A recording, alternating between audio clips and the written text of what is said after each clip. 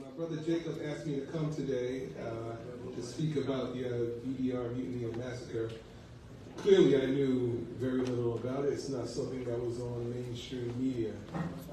But in my years now as just being a member of We the People and Legal Network, I've grown a close affinity to the people of the South Asian community.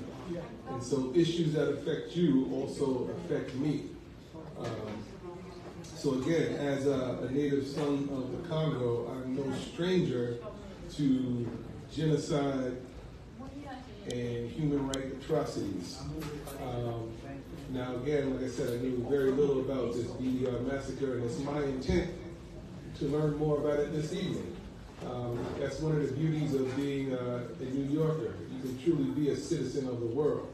And there are strong ethnic communities throughout the city that can truly keep me informed on what the true issues are. And again, as an attorney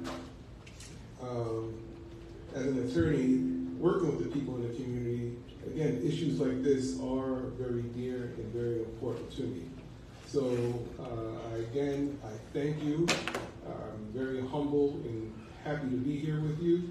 And again, anytime there's an injustice throughout the world, it's a threat to justice everywhere. So your issues are not just your issues within the South Asian and Bangladeshi community, they affect the world and they affect me.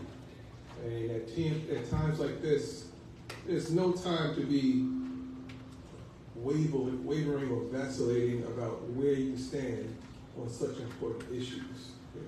I want to be a defender of the truth, a defender of justice. And tonight, I hope to get a good education so I can articulate and have a true stance on the issue that happened, I believe it was in February of 2009. So again, I'm very blessed, I'm very happy, and I'm very gracious to be here with you. Thank you for your time.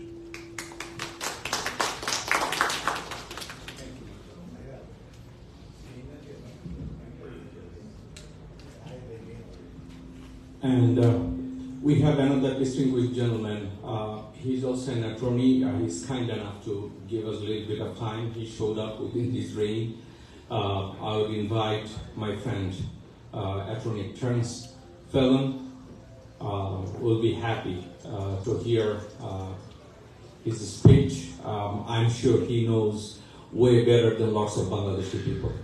Mr. Phelan, please.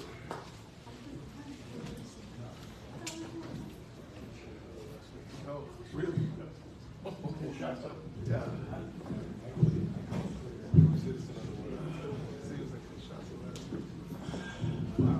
Good evening, and I hope I can do this justice, in as much as I've done justice. But perhaps on this subject, we can start out by thanking the British for doing something in their interest, which redounded to nobody's but their own. Because ever since 1947, since partition time, in that particular section of the world and just about everywhere else, the British divided things up and sent the fascists to suit themselves and no one else. Not too long ago, I saw a map of the places Britain has not invaded, and it was very, very, very small. There was a little piece of Mongolia that didn't invade, and I think somewhere in West Africa and also Antarctica. But one thing I've been paying particular attention to is the rising power in the world of the BRICS Confederation. And I think that BRICS is going to become something that we should all pay attention to, because BRICS is standing increasingly in opposition to the West, and all the good things that the West represents. And it's not to say that the countries of Brazil or Russia, although having been in Ukraine, Russia sort of sticks in my mouth. But South Africa, where I was born, although not raised, these countries are aligning with each other, and they're tired on some level of the hegemony, as they would call it, of the United States. And on some small level, they have a point. But on other levels, they're willing to do whatever it takes. And one of the countries that Americans tend to discount, knowing so little about it, is India. So when I was introducing myself to the subject, when I was reading what Mr. Milton sent me, it immediately sprung into my mind that the Indians are behind it. And I was not surprised to find out that a lot of the scholarship suggests just that. So without knowing too much more about it, it just, despite being an unfamiliar story, one that I got a bit more familiar with in recent hours, it was not an unfamiliar story because it seemed like a redux of the same old thing. Pakistan being essentially split in half, you have Bangladesh and Pakistan proper coming out of it, perpetual war with the Indians, which benefits nobody but the guys who make bombs. And as I said, I was lately in Ukraine, and having seen it, the first real war, in the sense that it's not insurgents running around, but it's tanks and it's helicopters and airplanes. It made me think that a lot of what I'd grown up believing, that the era of those wars was over. I do think it would be possible for one to break out between India and Pakistan. I think it would be possible for a redux of 1973. So when I read about 2009 and the events thereof, I first thank the British, and then I thank their spiritual inheritors, the Indians. So I could be off, but I don't think so. So I urge everybody to pay attention to what's going on with BRICS, and to take that confederation much more seriously. I think it's going to affect us all as time goes by. So beyond that, I hope I didn't embarrass myself by my relative lack of knowledge about these things. I had a brief period in which to acquaint myself with it. But once again, one thing I will say in closing about having been in Ukraine lately, I was at the bicycle shop in Ukraine, and I went outside and I found myself standing in the middle of a massacre. When I crossed the border, I found myself standing in the middle of an SS headquarters. When I went to Poland, I went to the lovely town of Krakow, and I stopped and I found myself looking at the sign and I realized I was in Auschwitz. So the unfortunate truth is that this stuff is exceedingly, exceedingly common. And here's one that most Americans would have known nothing about, and yet has the potential to be dramatically important on the worldwide scale. So I thank Mr. Bell for doing it. And I caution everybody to remember that despite what we think of as an aberration, when people rise up and kill each other, it's in fact so much more common than we care to think, and something that we need to really be on guard against, even in this country, especially right now. So thank you very much, sir. Thank you very much for this time. I hope to see you all.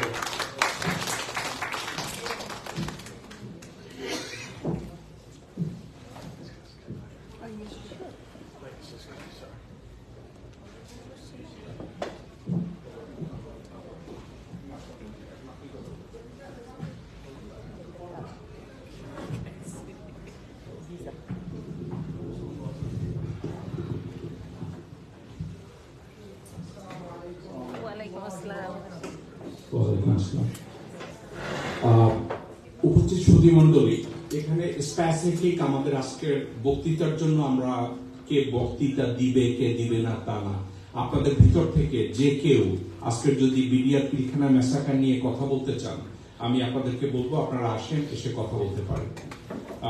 আমরা সবাই শুনবো যেই কথা বলেন। আর আমি একটু এখানে যারা আছেন, এখানে অল্প কয়েকজন মানুষ, আমি আপনাদেরকে সবাইকে রিকোয়েস্ট করবো আপনারা দয়া করে নিজেদের মধ্যে কথা বলাদের একটু বাদ দেন। এখানে সামনে এসে যখন একজন লোক কথা বলে এবং আপনারা পিছনে বসে কথা বলেন, যে কথা বলে তাকে অসম্মান করা হয়। প্লিজ কথাটা একটু মনে রেখেন, আমরা পরে কথা বলতে পারবো। So at this time I'd like to invite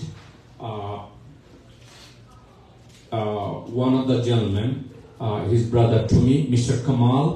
He's very much well known in regards to BDR mutiny and some other stuff. I would invite Mr. Kamal to come to the podium and give his speech.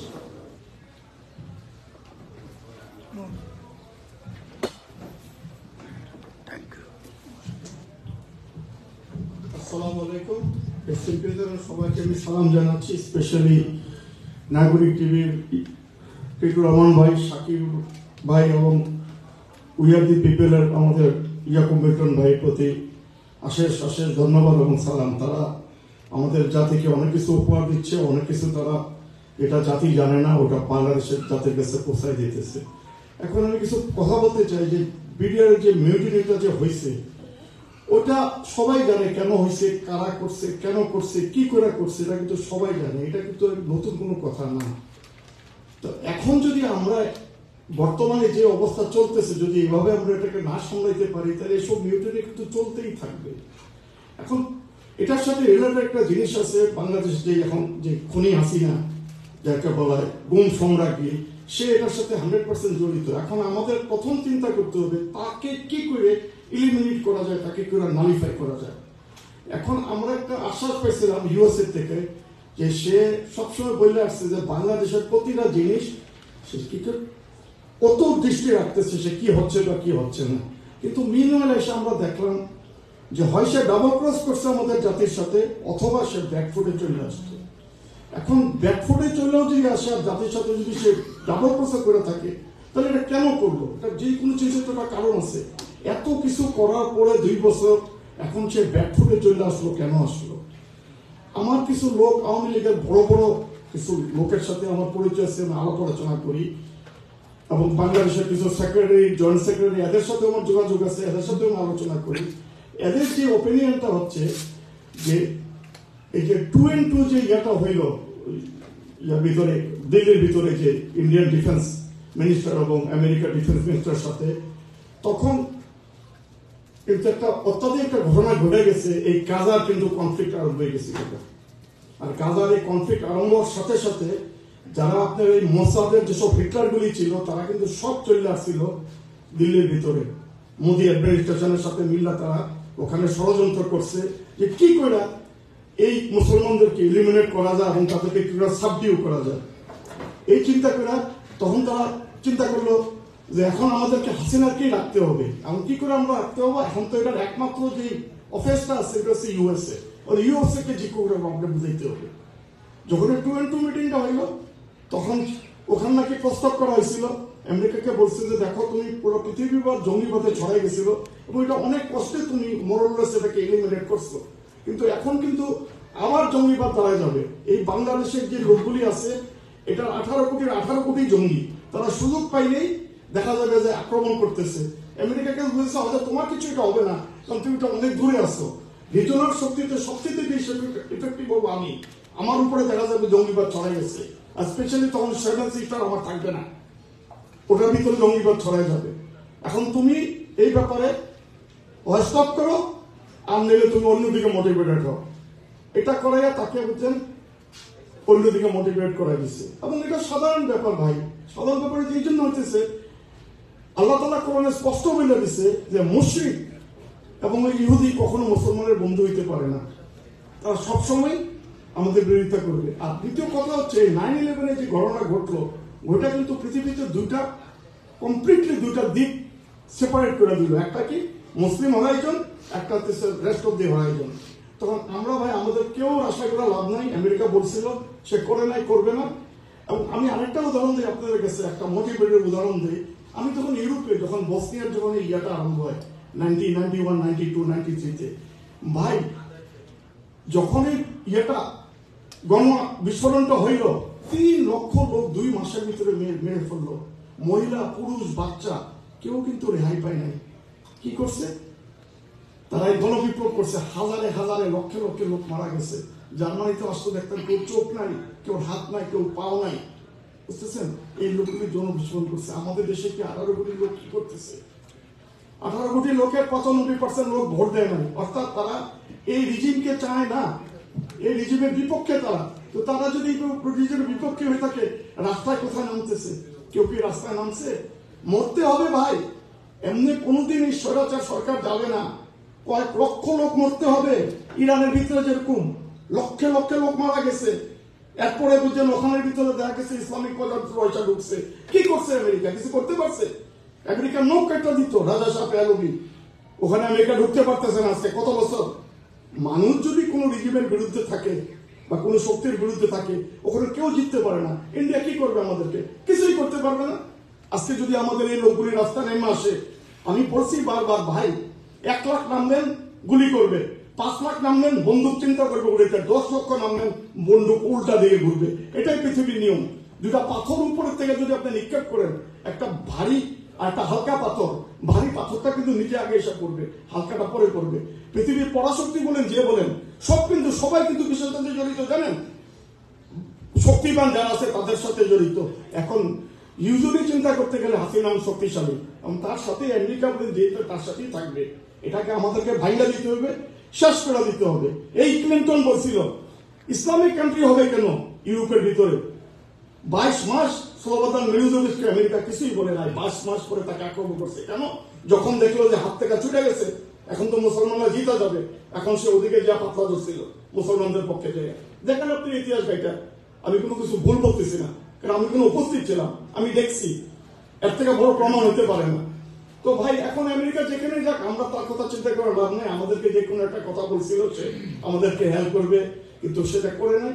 যোগ তাকেও আমি কোনো accused করতেছি না, কারণ সে তো অন্তত neutral ভাব করছে। এখন ভাই আমাদের এটা আমাদেরকে করতে হবে এই আন্দোলন, এবং আমি আশা রাখতেছি যে দেশে 95% লোক ভোট দেয় নাই, 95% লোক এই রিজিমের বিপক্ষে আছে, যে কোনো সময় একটা গণ বিস্ফোরণ ঘটে যাবে, এবং ওই গণ বিস্ফোরণ ছাড়া আমাদের তৃতীয় কোনো অল্টারনেটিভ নাই, নো ওয়ে।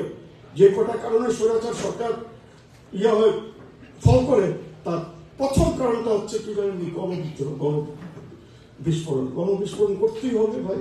এবং এটা আমি আশা রাখতেছি ইনশাআল্লাহ এটা দুয়ারে আছে। এটা 2 মাস হইতে পারে, 2 বছর হইতে পারে, 5 বছর হইতে পারে, আন্দোলন থামে নাই, আন্দোলন চলতেছে।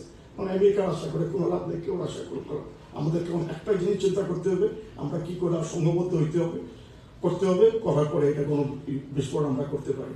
এখন যদি কেউ চিন্তা করে জামাত করবে ওটা ভুল, কেউ যদি আমার বিএনপি করবে ওটা ভুল। বিএনপি যেরকম 100 টাকা প্রেস কিনা খায়, জামাতও কিনা খায়, ওই রিক্সাওয়ালা যে সেও কিনা খাইতেছে 100 টাকা করে, সবাই একসাথে মিলতে হবে, মিললে একটা গণবিস্ফোরণ করতে হবে। মরার ভয় করে কোনো লাভ নাই।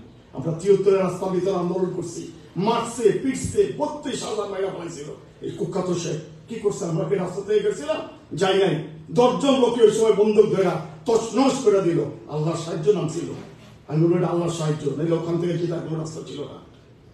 হাতের ভিতরে চুরি পড়া পয়সা থাকলে পুরুষরা, ভাইয়েরা, তৃণমূলের ভাইয়েরা কোনো লাভ নাই, রাস্তায় নামেন, একত্রিত হয়ে নামেন এবং মরার উদ্যোগে নামেন। আপনি যদি আজকে মরে যান, সাথে সাথে আপনার রক্তের ফোঁটা পড়তে দেরি হবে, আল্লাহর ব্যস্ত করার দেরি হবে না, জান্নাতে চলে যাবেন। আর মরবেন তখনই মরবেন যখন আপনার মত নির্ধারণ করা হয়েছে। কেউ 1 সেকেন্ড আগেও মরবেন না, 1 সেকেন্ড পরেও মরবেন না। এই ভয়ের কোনো কারণ নাই ভাই, ঐক্যবদ্ধ হন, রাস্তায় নামেন, কেউ আশা করবেন না, কেউ না। আমরাই আমাদের লোক একসাথে আছে 95%, ওটার প্রমাণ আমরা পাইছি। তো এই বললাম ভাই আমি শেষ করছি। আরেকটা কথাই বলতেছি যে যে জায়গাতে আছেন ভাই, সে তার দায়িত্ব পালন করেন। এই কিন্তু আল্লাহর কাছে উত্তর দিতে হবে, তো জিজ্ঞেস করা হবে তোমাকে আমি পাঠাইছিলাম, কি করছিলাম, তোমার দায়িত্ব কি তুমি পালন করছিলা? উত্তর কিন্তু দিতে পারবেন না। যদি আল্লাহর কাছে একবার যদি ধরা পড়ে যান, ওখান থেকে বের হওয়ার কোনো রাস্তা নেই, no way to escape from there. তো আমি বলতেছি ভাই, এই অবস্থাতে যে অবস্থাতে আছেন, যে রাস্তাতে আছেন, সেজন্য তার দায়িত্ব পালন করে। আর ভারত বিরোধী যেটা আছে, যদি সমর্থে থাকে যে সুইটা আছে, সুইটাও ইন্ডিয়া কিনবেন না। যখনই এই প্রজেক্টটা আসলো ভারতের ইয়াতে আপনার প্রোডাক্টের বয়কট অবলিটারেটর যখন আসলো, আমি ঘরে এসে আমার ঘরে এসে মশলা ছিল, মশলাগুলি আমি সাথে সাথে কাপেস করে দিচ্ছি। যে জিনিসের ঘৃণা, যে জিনিসের ঘৃণা, ওটা আমাকে কি দিবে? আমাদের 57 জন লোককে মারছে, 14 জনের সাথে আছে, 6,500 লোককে গুম করছে। ভাই আমার ভাই যদি গুম হয় সে জানবে কত দুঃখ এটা। আমার গুমটা যদি আজকে বেদবা হয় সে জানবে কত দুঃখ এটা। আরেকজন বুঝবে না, আরেকজন ফিল করতে পারবে। আমার হাত কাটলে ব্যথা আমার, আপনার না, আপনি তো আফসোস করতে পারবেন, বেনিফিট নাই। এটা চলতেই থাকবে ভাই, রুখা দাঁড়ান, সময় আছে এখন, রুখা দাঁড়ান ভাই। আর নাইলে বাংলাদেশ হবে সে অবরুদ্ধ কাশ্মীর, আর নাইলে বাংলাদেশ হবে সেই ফিলিস্তিন, আর নাইলে সে বাংলাদেশ হবে কি ওই উইগর, আর নাইলে সে বাংলাদেশ হবে সে বসনিয়া, আগের বসনিয়া এবং আগের প্রসবের মতো অবস্থা। সাবধান, মা বোনকে সামনে থেকে নিয়ে যাবে, কিছুই করতে পারবেন না, হাসতে হবে। ওই যেটা ওই ইয়ার ভিতরে হয়েছে, মিয়ানমারে যেটা হয়েছে রোহিঙ্গাদের বিরুদ্ধে, সাবধান ভাই, এখনো সময় আছে, এখনো সময় যায় নাই। 95% লোক এখনো ইন্টিগ্রেটেড আছেন, বিদ্রোহ করেন, গণবিদ্রোহ, রাস্তায় নামেন, মরেন। আল্লাহ জান্নাত খোলা আছে, বাঁচতে পারবেন না। যদি আল্লাহ রাস্তায় কাজ করেন, আল্লাহ জান্নাত দিয়ে দিবে। আগে মৃত্যু, আপনি যতই চেষ্টা করেন বেঁচে থাকতে পারবেন না, এটা আপনার হবেই। যত চেষ্টা করেন, যেখানেই থাকেন আপনি, আপনার এটা হবেই। কিন্তু জান্নাত ওইটা আপনার হাতে, আল্লাহর কাজ করবেন, ওইটা আল্লাহ দিয়ে দিবে। আল্লাহর ওয়াদা এটা, আল্লাহ তার ওয়াদা ভঙ্গ করে না। আসসালামু আলাইকুম ভাই, আমি আজকে ভাই কথা বলা শেষ করলাম।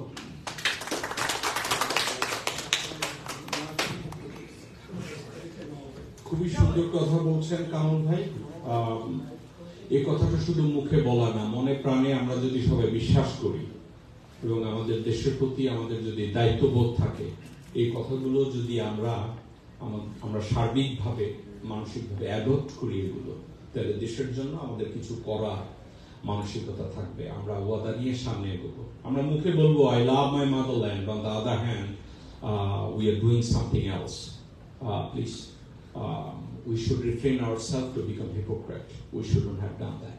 At this time, I'm going to invite my brother, Mr. Sharafat Hussain Babu. He was the former president of Bangladesh Nationalist Party, USA. His brother to me, Mr. Sharafat Babu. I'd like to invite you to offer your speech. We're going to enjoy.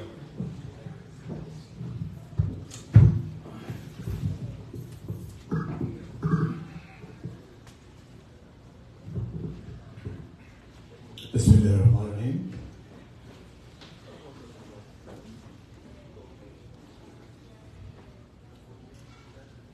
Welcome to all respected guests, distinguished two attorneys, and journalists, all brothers and sisters, leaders, and also I want to especially thanks to Mr. Tito Rahman and Mr. Sakib from Toronto and Montreal. Actually, they are the host also. We are the people. আজকে আপনারা যে অনুষ্ঠানটি আয়োজন করেছেন, আমি একটু বাংলা ইংরেজি ভেঙে বলবো। No one ever yet. কেউই কিন্তু এই 25 ফেব্রুয়ারি পিডিআর মেসাকার নিয়ে কোনো অনুষ্ঠান যুক্তরাষ্ট্রে করে বলে আমার মনে হয় নেই। So I like to thank all We Are the People and নাগরিক টিভির কর্মকর্তা, সদস্য এবং প্রত্যেকটা লোক যারা আজকে কাজ করছেন for your bold decision to this kind of event.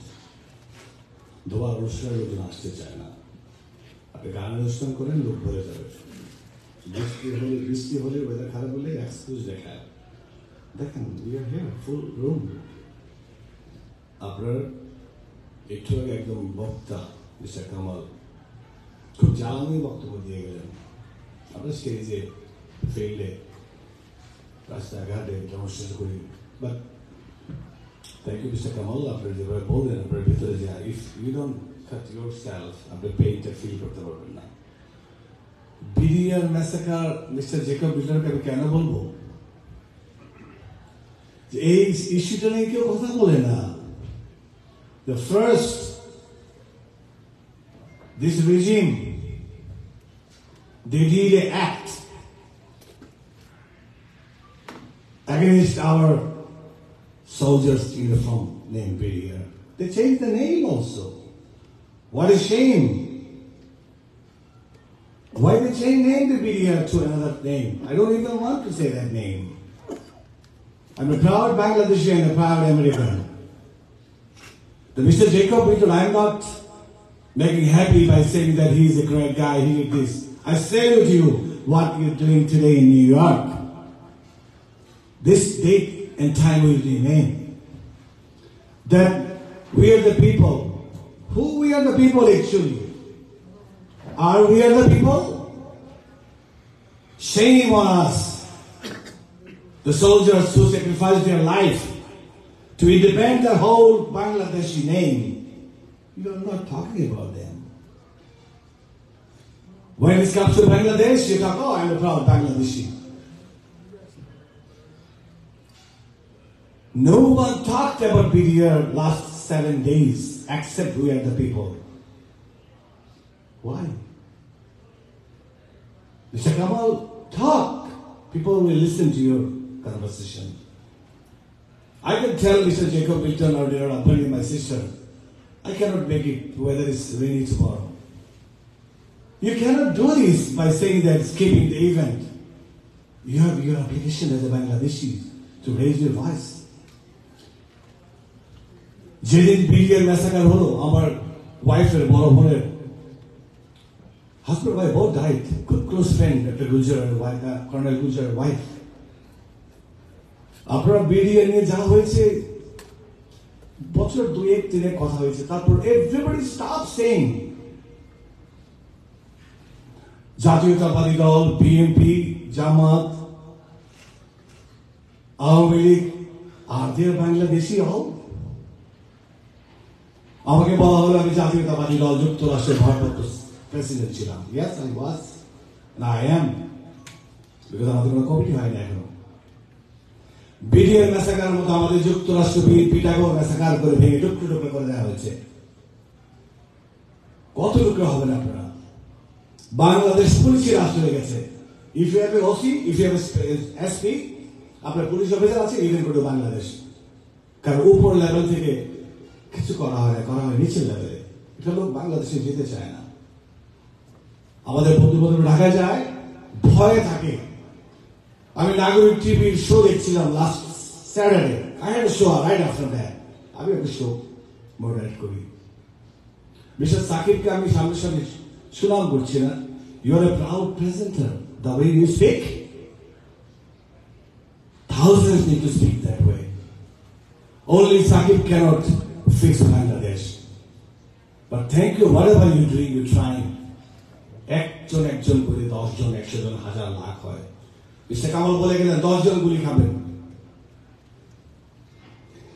52, 90, 71, 70 গুলি চলবে brothers and sisters। যদি ডাক্তার বিলন ইস্যুতে বাংলাদেশে সরকার পরিবর্তন হতে পারে 28 তারিখ কেন হলো না? জনগণের দোষ দিলাম না। 94% বললেন উনি doctor mister Kamal. No, whole nation is united now. We need a leader to give us a call. শুধু আওয়ামী লীগ বা সরকারের বিরুদ্ধে বলে না, আমরা আমাদের বিরুদ্ধে বলতে হবে। We have to criticize ourselves too, that what we are doing. Panjabi পরে স্যুট পরে আমরা এখন মাজারে যাচ্ছি, দোয়ায় যাচ্ছি। এখন খালেদার মুক্তির জন্য কোনো আন্দোলন হচ্ছে না। তারেক রহমানকে বাংলাদেশে নিয়ে যাওয়ার কোনো পদক্ষেপ নাই। আমি দেখি তো বিডিআর এই ম্যাসাকারের লক্ষ্যে যে কিছু কথা বলার জন্য যাদেরকে ডেকেছেন অনেকে ভয় আসতে চায় না। ডাক দেওয়ার লোক জেকব বিলসন বা উইয়ার দ্য পিপল নাগরিক টিভি ডেকেছে, আপনাদেরও রেসপন্সিবিলিটি আছে এসে কথা বলার। It's not one way, it's two-way traffic. তো আসুন, আমি তো অনেক সময় নিতে চাচ্ছি না কারণ অনেক স্পিকার আছে এখানে। I can talk hours and hours about being here. আমি আর্মি স্কুলে ছিলাম। My father was a Air Force fighter. আমার গায়ে লোম দাঁড়িয়ে যে আজকের দিনের খবর শুনলে। সুকৌশলে বিডিআর প্রত্যেকটা জিনিয়াস ডায়নামিক অফিসারকে হত্যা করলো। আজকে সেনাবাহিনী, নৌবাহিনী, আমার খালু ছিলেন নৌবাহিনীর প্রধান ব্রিগেডিয়ার জেনারেল মাহবুব খান। বিমান বাহিনী কোথায় আপনারা? বাংলাদেশে তো হঠাৎ করে করা হয় না এই দিনটি। সেনাবাহিনী সারা বাংলাদেশ চলে না। সেনাবাহিনী আজকে কোথায়? তারা গোপালগঞ্জের বাহিনী হয়ে গেছে। ভাই, সেনাবাহিনী তো আমাদের প্রাউড অতন্ত্র প্রহরী বাংলাদেশে। আপনারা কোনো দল হতে পারেন না। আপনারা বিএনপি, জামাত, জাতীয় পার্টি, আওয়ামী লীগ কারো হতে পারেন না। আপনাদের দেশ, আপনারা আমাদের ট্যাক্স পেয়ার মানি দিয়ে আপনাদের বেতন চলে, আপনাদের রেশন চলে। আমি জেকব বিলসন সাহেব বলেছেন যে আপনাদের রেশন নিতে লজ্জা হয় না। আমার চোখে শুধু পানি আসে নাই। বিশেষ করে আমি আপনাদের সামনে কথাগুলো বলছি এই জন্য যে আমি কি বলবো, কি দেখে বক্তব্য দেবো, আমার মাথায় তো আছে কি বক্তব্য দেবো। বক্তব্য তো আপনি লিখে বলে দিয়ে বলা যাবে না। যা চলছে এখন বাংলাদেশের এসএসএফ, আমি পাওয়ার খুব কাছে থেকে দেখেছি। এসএসএফ কি করে? Nobody can do anything without SSF বা আর্মির ইনফ্লুয়েন্স ছাড়া। বিডিআর পুলিশটা অনেক পরে। বাংলাদেশে আর্মি দেখছে না কি হচ্ছে বাংলাদেশে। আপনারা আপনাদের অফিসারদের বিচার দিতে পারেন না, কিন্তু আপনারা আওয়ামী লীগকে ক্ষমতায় 20 বছর রেখে দিচ্ছেন। কোথায় আপনাদের বাচ্চারা? তারা তো বড় হয়ে গেছে এখন। বিডিআর ম্যাসাকার কত বছর? ওই বাচ্চাগুলোদের বিচার চাচ্ছে তো। ক্যান্টনমেন্টের নাম শুনতে চায় না অনেকে, বিকজ অফ দিস। আজকের আর্মি অফিসাররা কি আরামে আসেন, ওদের বাড়ি গাড়ি 10 কাঠা জমি। Being a chief of navy, আমার খালু 10 কাঠা জমি পেয়েছিলেন। জানতাম চিফরা তখন ওই সময় অনেক আগের কথা 10 কাঠা একটা প্লট পায়, কারণ তারা আর্মি চিফ নেভি চিফ একটা পায়। এখন তো দেখি আর্মির সৈনিকরাও আমাদের 20 কাঠা জমি পায়। আপনি আর্মি যদি ভেটারান, আমেরিকাতে ভেটারানদের অনেক পাওয়ার, অনেক, কিন্তু আমেরিকান ভেটারানরা বাংলাদেশের ভেটারান হতে পারবে না তো। আপনি 10টা সৈন্য মেরে দেখেন যুক্তরাষ্ট্রের, আপনার দেশ থেকে থাকবে, okay? That is United States of America. কালকে আমি আমার বিএনপির বন্ধুদের বলছিলাম জ্যাকসন আড্ডায় যে যুক্তরাষ্ট্রে সারা পৃথিবীকে পিটায়, আর আমরা লন্ডনের বিএনপির দ্বারা পরিচালিত হচ্ছি কেন? লেটস গো এন্ড তাদেরকে পিটাই আমরা। আমি অঙ্গার এখন বলছি, পিটা ছাড়া কিচ্ছু হবে না ব্রাদার্স এন্ড সিস্টার্স। আপনি যদি বলেন ও আসছে আন্দোলন, আসছে স্যাংশন, যুক্তরাষ্ট্র আপনাকে কলা খাইয়ে দিবে আপনাকে, যুক্তরাষ্ট্রের জব না আপনাকে পাওয়ার চেঞ্জ করে দেওয়া। নো, তারা স্যাংশন বলেন, ভিসা নিতে বলে যাই করেছে, ভয় পেয়েছিল আওয়ামী লীগ। সত্যি বলছি আজকে দাঁড়িয়ে একটা মোমেন্টাম তৈরি হয়েছিল। ঠিক তখনই কিন্তু বিডিআর এই যে 57 পিপল যে মারা গেল দিন, তাদের বন্ধুরা, তাদের কলিগরা, চাচা আঙ্কেলরাই কিন্তু আবার আওয়ামী লীগকে সমাজে বসিয়ে গেছে। বাংলাদেশের কোনো ভোটিং সিস্টেমে তো নাই। আপনি কথা বলবেন, আপনার বিএনপির বাইরে আওয়ামী লীগ করেন না যদি কেউ হন, আপনি ইটের ভিটা সহ নিয়ে চলে যাবে। আপনাকে রেস করতে হবে ভোকাল। একজন একজন করে কিন্তু লক্ষ লক্ষ হয় ব্রাদার্স এন্ড সিস্টার্স। আর লিডাররা করে, লিডার হতে পারে, লিডার জন্ম হতে পারে লিডার। আমাদের সরকার বিরোধী যে নেতাগুলো আছেন প্রত্যেকটা দলের, আমার যদি পদ তো এমনিও নাই, আমি তো সাবেক, পদ না পেলে বলবো এভাবে লিডারশিপ দিয়ে বাংলাদেশ বিজয় করা যাবে না। আরেকটা মুক্তিযুদ্ধ লাগবে দেশের ভিতরে। তো আমি শেষ করবো। আমি সাকিব ভাই এবং টিটু ভাইদের কথা শুনবো। আপনারা এসছেন, of course I will hear mister Jacob বিল্টনের কথা। আর যারা আছেন আপনাদের সবার নাম নিয়ে, আমাদের মেজবা ভাই আছেন, যারা আছেন রেসপেক্টেড, আপনাদের নাম নেন, আর যদি না নিয়ে থাকে sorry for that.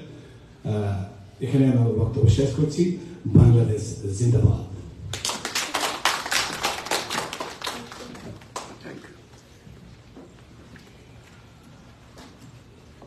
He's a big guy, so I have to raise my head to reach the microphone.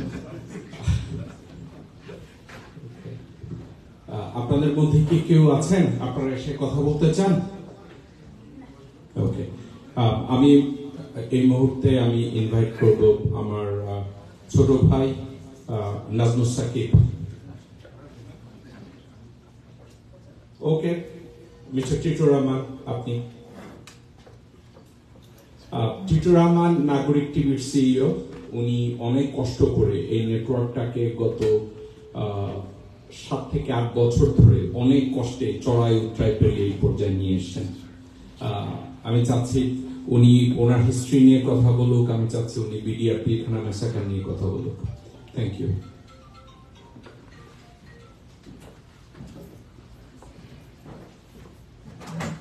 আসসালামু আলাইকুম সবাইকে। আজকে যে বিষয়টা নিয়ে আসলে কথা বলতে চাই আপনাদের সামনে, বিষয়গুলো নিয়ে আসলে অনেক বেশি কথা বলা উচিত। অনেকেই বললেন, বিশেষ করে বাবু ভাই এবং অন্যান্যরা যেভাবে বললেন, আমরা সবার সাথে একমত। একটা কথা হচ্ছে যে আমরা 14 বছর বা 15 বছরের একটা দুঃশাসন অতিক্রম করছি। সো হয়তো অনেকেই আমাদেরকে অনলাইনে দেখেন, আমরা অনলাইনে কথা বলি। খুব বেশি হলে কতজন, 10 জন 15 জন আমরা কথা বলি। 18 কোটি মানুষের দেশে 10 জন 15 জন কথা বললে তো হবে না, সবাইকেই কথা বলতে হবে। বিডিআর বিদ্রোহ, এটা আমরা সবাই জানি যে এটি সংগঠিত হয়েছিল, এটি একটি কনস্পিরেসির অংশ, এটি একটি ষড়যন্ত্র। আমাদের অনেকেই আবার বলি পার্শ্ববর্তী দেশে, নামটাও বলি না, ভারত বলি না, পার্শ্ববর্তী দেশ বলি। সো এরকম আমার কথা হচ্ছে যে পরিষ্কার করে বলি যে হ্যাঁ, এটি ভারতের ষড়যন্ত্র। আওয়ামী লীগ এবং ভারত মিলে এই ষড়যন্ত্রটি বাস্তবায়িত করেছে। এখন আপনি আমাকে বলুন যে আজ পর্যন্ত আমি এত বড় একটি হত্যাকাণ্ড, এটাকে আপনি বাদ রাখুন, বাংলাদেশের মানে আওয়ামী শাসনে আওয়ামী লীগের মাফিয়ারা যে হত্যাকাণ্ডের সাথে জড়িত, সেই হত্যাকাণ্ডের বিচার আজ এই 15 বছরে কি পেয়েছি আমরা? সাগর রুনির হত্যাকাণ্ডের বিচার কি হয়েছে? আপনি নেইনি, আপনি একটার পর একটা বলুন, হয়নি।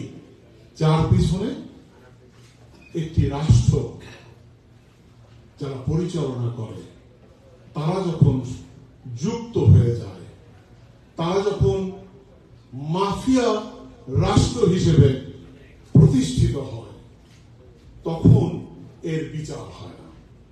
তো এখন আমরা যদি আশাও করি যে বিডিআর হত্যাকাণ্ডের বিচার এই আওয়ামী লীগ সরকারের আমলে হবে, আমরা বোকার রাজ্যে বাস করছি। তো এখন এটা হবে না, তাহলে কি করতে হবে? একটি পরিবর্তন, একটি বিপ্লব, একটি নতুন মানে নতুন একটি দিনের সূচনা করতে হবে। এই নতুন দিনের সূচনা কে করবে? আপনারা করবেন, আমরা করব। এখন আমি বারবারই একটি কথা বলি যে আমরা কেন 14 বছর 15 বছর একটি স্বৈর শাসনকে হজম করছি, তার একটি কারণ আমরা ইউনাইটেড না, আমরা ঐক্যবদ্ধ না। আমি আপনাকে বলি, আমি এরশাদ বিরোধী আন্দোলনে আমি খুব ক্ষুদ্র অংশগ্রহণ ছিল আমার। এরশাদ বিরোধী আন্দোলনের পরিণতিটাই হয়েছিল ঐক্যবদ্ধ হওয়ার কারণে। আপনি দীর্ঘদিন এই 8 বছর শাসন করেছে এরশাদ অনৈক্যের কারণে। আবার যখন আমরা ঐক্যবদ্ধ হয়েছি, ঐক্যটা কে করেছে? স্টুডেন্টরা, ছাত্ররা ঐক্যবদ্ধ করেছে। এটাই ইতিহাস। তো এখন তরুণ, আমি যদি ছাত্র না বলি, আমি যদি বলি তরুণ, আমাদের দেশের তরুণরা কই? সবকিছু তো আমরা মেনে নিচ্ছি। আমরা ভারতের শাসন মেনে নিচ্ছি, আমরা ভারতের আধিপত্য মেনে নিচ্ছি, আমরা ভারতকে সব জায়গায় নিয়ন্ত্রণের অধিকার দিচ্ছি। আমরা কেউ কথা বলছি না, মুখ বন্ধ রাখছি। আমরা কেউ কিছু বলতে চাই না। কেন? আমরা ভয় করি।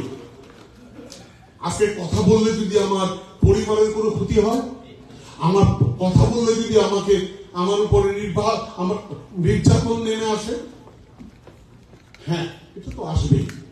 আমরা যে লাইভে কথা বলি, আমার বিরুদ্ধে 7টা মামলা, আমি মন্ট্রিয়াল থেকে কথা বলি, সাকিবের বিরুদ্ধে 9টি মামলা।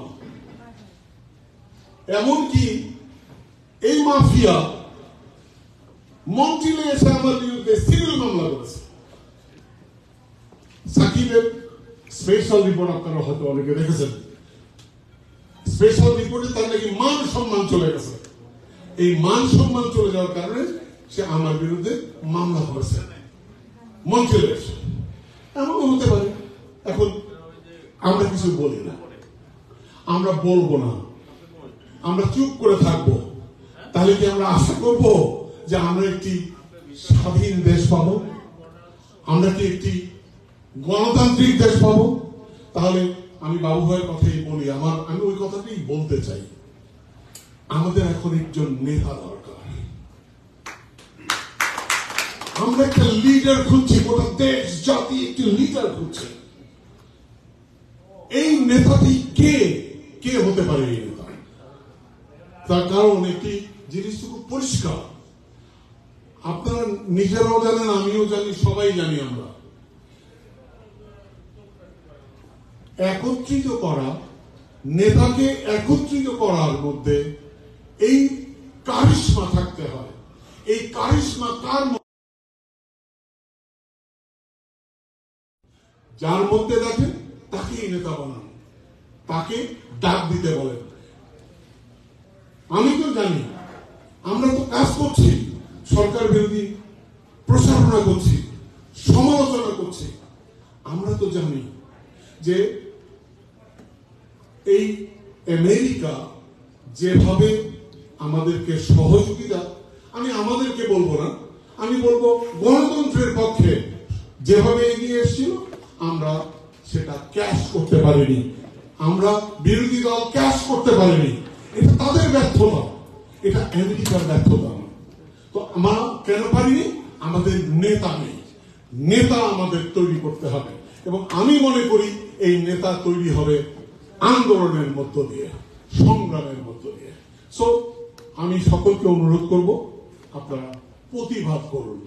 প্রতিবাদী প্রত্যেককেই প্রতিবাদ করতে হবে।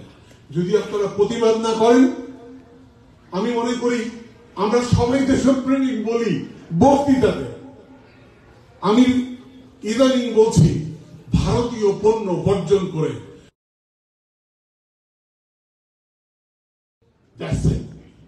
ভালো থাকবেন, সুস্থ থাকবেন, সবার জন্য শুভকামনা।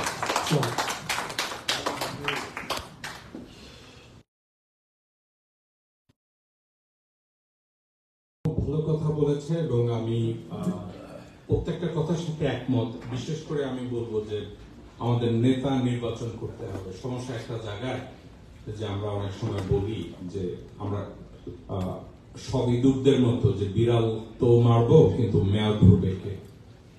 সো আমরা সবাই নেতার সন্ধানে, আমরা সবাই মনে করি আমাদের বিএনপি ভাইরা বলবে যে হ্যাঁ, বিএনপির নেতারা অনেক বড় নেতা, they can lead our nation to get our democracy back and voting right and other issues. But question is, Tito Rahman একটা কথা বলছে যে America, they extend their hand that they says we are going to do the revolution, but we couldn't catch it. That middle fielder, he threw the ball to the striker. Striker couldn't score. So whose fault is this? We cannot say that this is the fault of America. I'll tell you this. Today's event, why are we doing this? My brother Miali and Mr. Felon, think about it. In Bangladesh, government, they imposed a law that no one can say a word in regards to that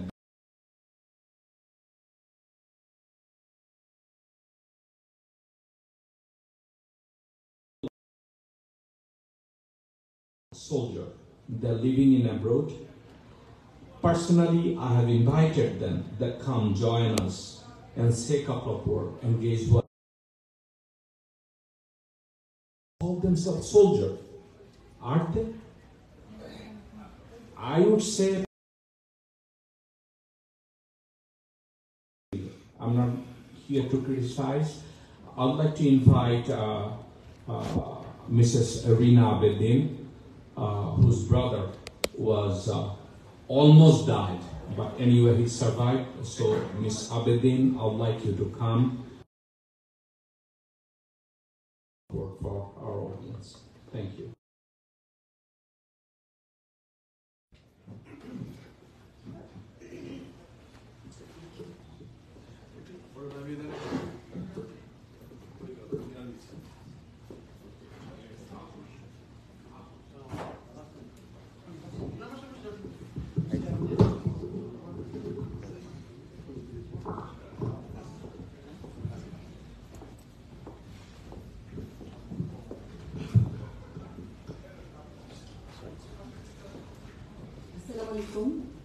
আমি রিনা আবেদিন বলছি। আমার বড় ভাই একজন army officer ছিলেন সে সময়, এখন retired করেছে।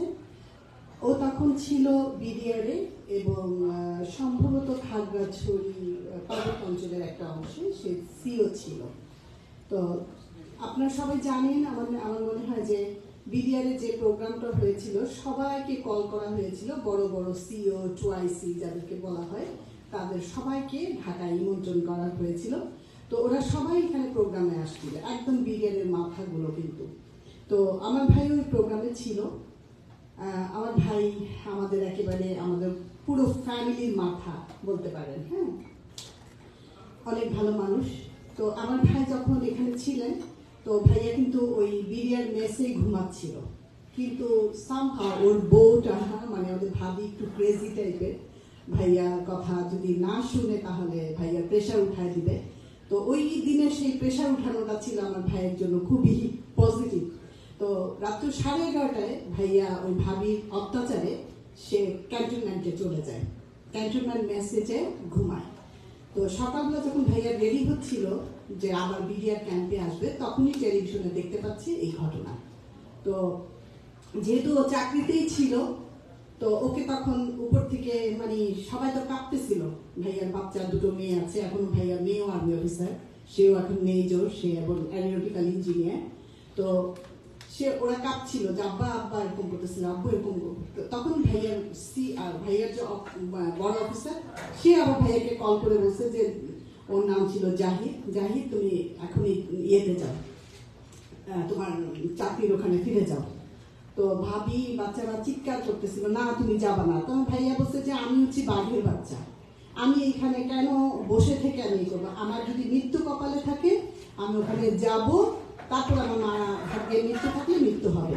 তো আমার ভাইয়া চলে গেছে। তো ভাইয়া আমার ছিল ফেনীতে যে জয়লস্কর যে বিডিআর ক্যাম্প, ওখানেও আমার ভাইয়া একবার সিও হিসেবে ছিল। তো ভাইয়া ঢাকা থেকে রওনা দিয়েছে সন্ধ্যাবেলা। ওখানে গিয়ে যখন 10:30টার দিকে যখন পৌঁছেছে, কিছু বিদ্রোহী সৈনিক ছুটে আসছে ভাইয়াকে ছিঁড়ে ফেলবে, মেরে ফেলবে। আর ভাইয়া যেহেতু খুব ভালো মানুষ ছিল এবং সৈনিকরা ভাইয়াকে ভালোবাসে, তো কিছু মানুষ এসে ভাইয়াকে মানে রক্ষা করলো এবং বললো যে স্যার আপনি ঘুমান, আপনি নিশ্চিন্তে থাকেন, আমরা আপনাকে পাহারা দিচ্ছি। তো ওই সিচুয়েশনটা যে কতটা খারাপ ছিল ওই সময়, মানে আসলে যাদের জীবনে ঘটেছে তারাই বলতে পারবে। তো সকালবেলা ফজরের পরে আমার ভাইয়াকে কিছু সৈনিক পাহারা দিয়ে বের করে দিল যে স্যার আপনি এখন চলে যান নিশ্চিন্তে, না হলে যারা আপনার উপর ক্ষিপ্ত হয়ে আছে ওদেরকে আমরা কন্ট্রোল করতে পারবো না, আপনাকে আমরা বাঁচাতে পারবো না। তো ভাইয়া একেবারে ভোরবেলা চলে গেল। যাওয়ার পরে যেটা হলো, ভাইয়া খাগড়াছড়ি যখন পৌঁছলো, ওখানেও কিছু বিদ্রোহী বিডিআর ছুটে আসলো আমার ভাইয়াকে মেরে ফেলার জন্য। তো তখন ওই যে আমার ভাইয়ার আল্লাহর রহমত যে কিছু সাপোর্টে ছিল, কিছু সৈনিক এসে আমার ভাইয়াকে জাপটে ধরে বলছে যে তোরা গুলি করবি, আমাদের বুকে গুলি কর, স্যারকে মারতে দিব না, কারণ স্যার হচ্ছে ফেরেশতা। তো তারপরে আল্লাহর অশেষ রহমতে আমার ভাইয়া বলছে যে তোরা মারতে চাস মার, আমার কোনো অসুবিধা নাই। তো আল্লাহর রহমতে আমার ভাইয়াটা মনে হয় বেঁচে গেছে। তো সেই সিনারি, আর আমি তখন আমরা যখন ফ্যামিলিতে সবাই বিডিআর এই সিনগুলো দেখতাম, আমি আসলে খুব স্ট্রং পার্সোনালিটির একটা মেয়ে, আমি সহজে ভেঙে পড়ি না। কিন্তু আমি কিছুদিন পরে আমি টিভি দেখা বন্ধ করে দিয়েছিলাম, যেটা আমার জীবনে কখনো হয় না। কিন্তু বিডিআর বিদ্রোহের ওই কাহিনী দেখে, আর আমার ভাই নিজেই এটা প্রত্যক্ষ সাক্ষী, তো আল্লাহর অশেষ রহমতে মনে হয় আমার ভাইকে বাঁচিয়ে দিয়েছে। তো আসলে আমরা যাদের উপর দিয়ে গেছে এবং যারা দেখেছেন তারা জানেন যে কতটা কষ্টের একটা সিচুয়েশন গেছে, এবং যারা হারিয়েছে নিজেদের জীবন, নিজেদের ফ্যামিলি, তাদের জন্য আমার অনেক দোয়া রইল। আল্লাহ যেন তাদেরকে শান্তিতে রাখেন, ব্যস্তবাসী করেন, এবং তাদের পরিবারকে আল্লাহ যেন ভালো রাখেন। আল্লাহুম্মা আমিন।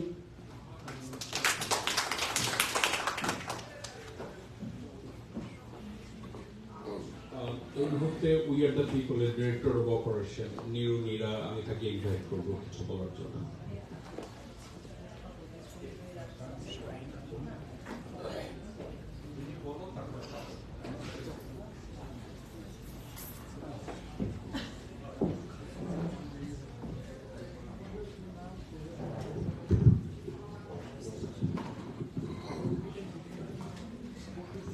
বিসমিল্লাহির রহমানির রহিম।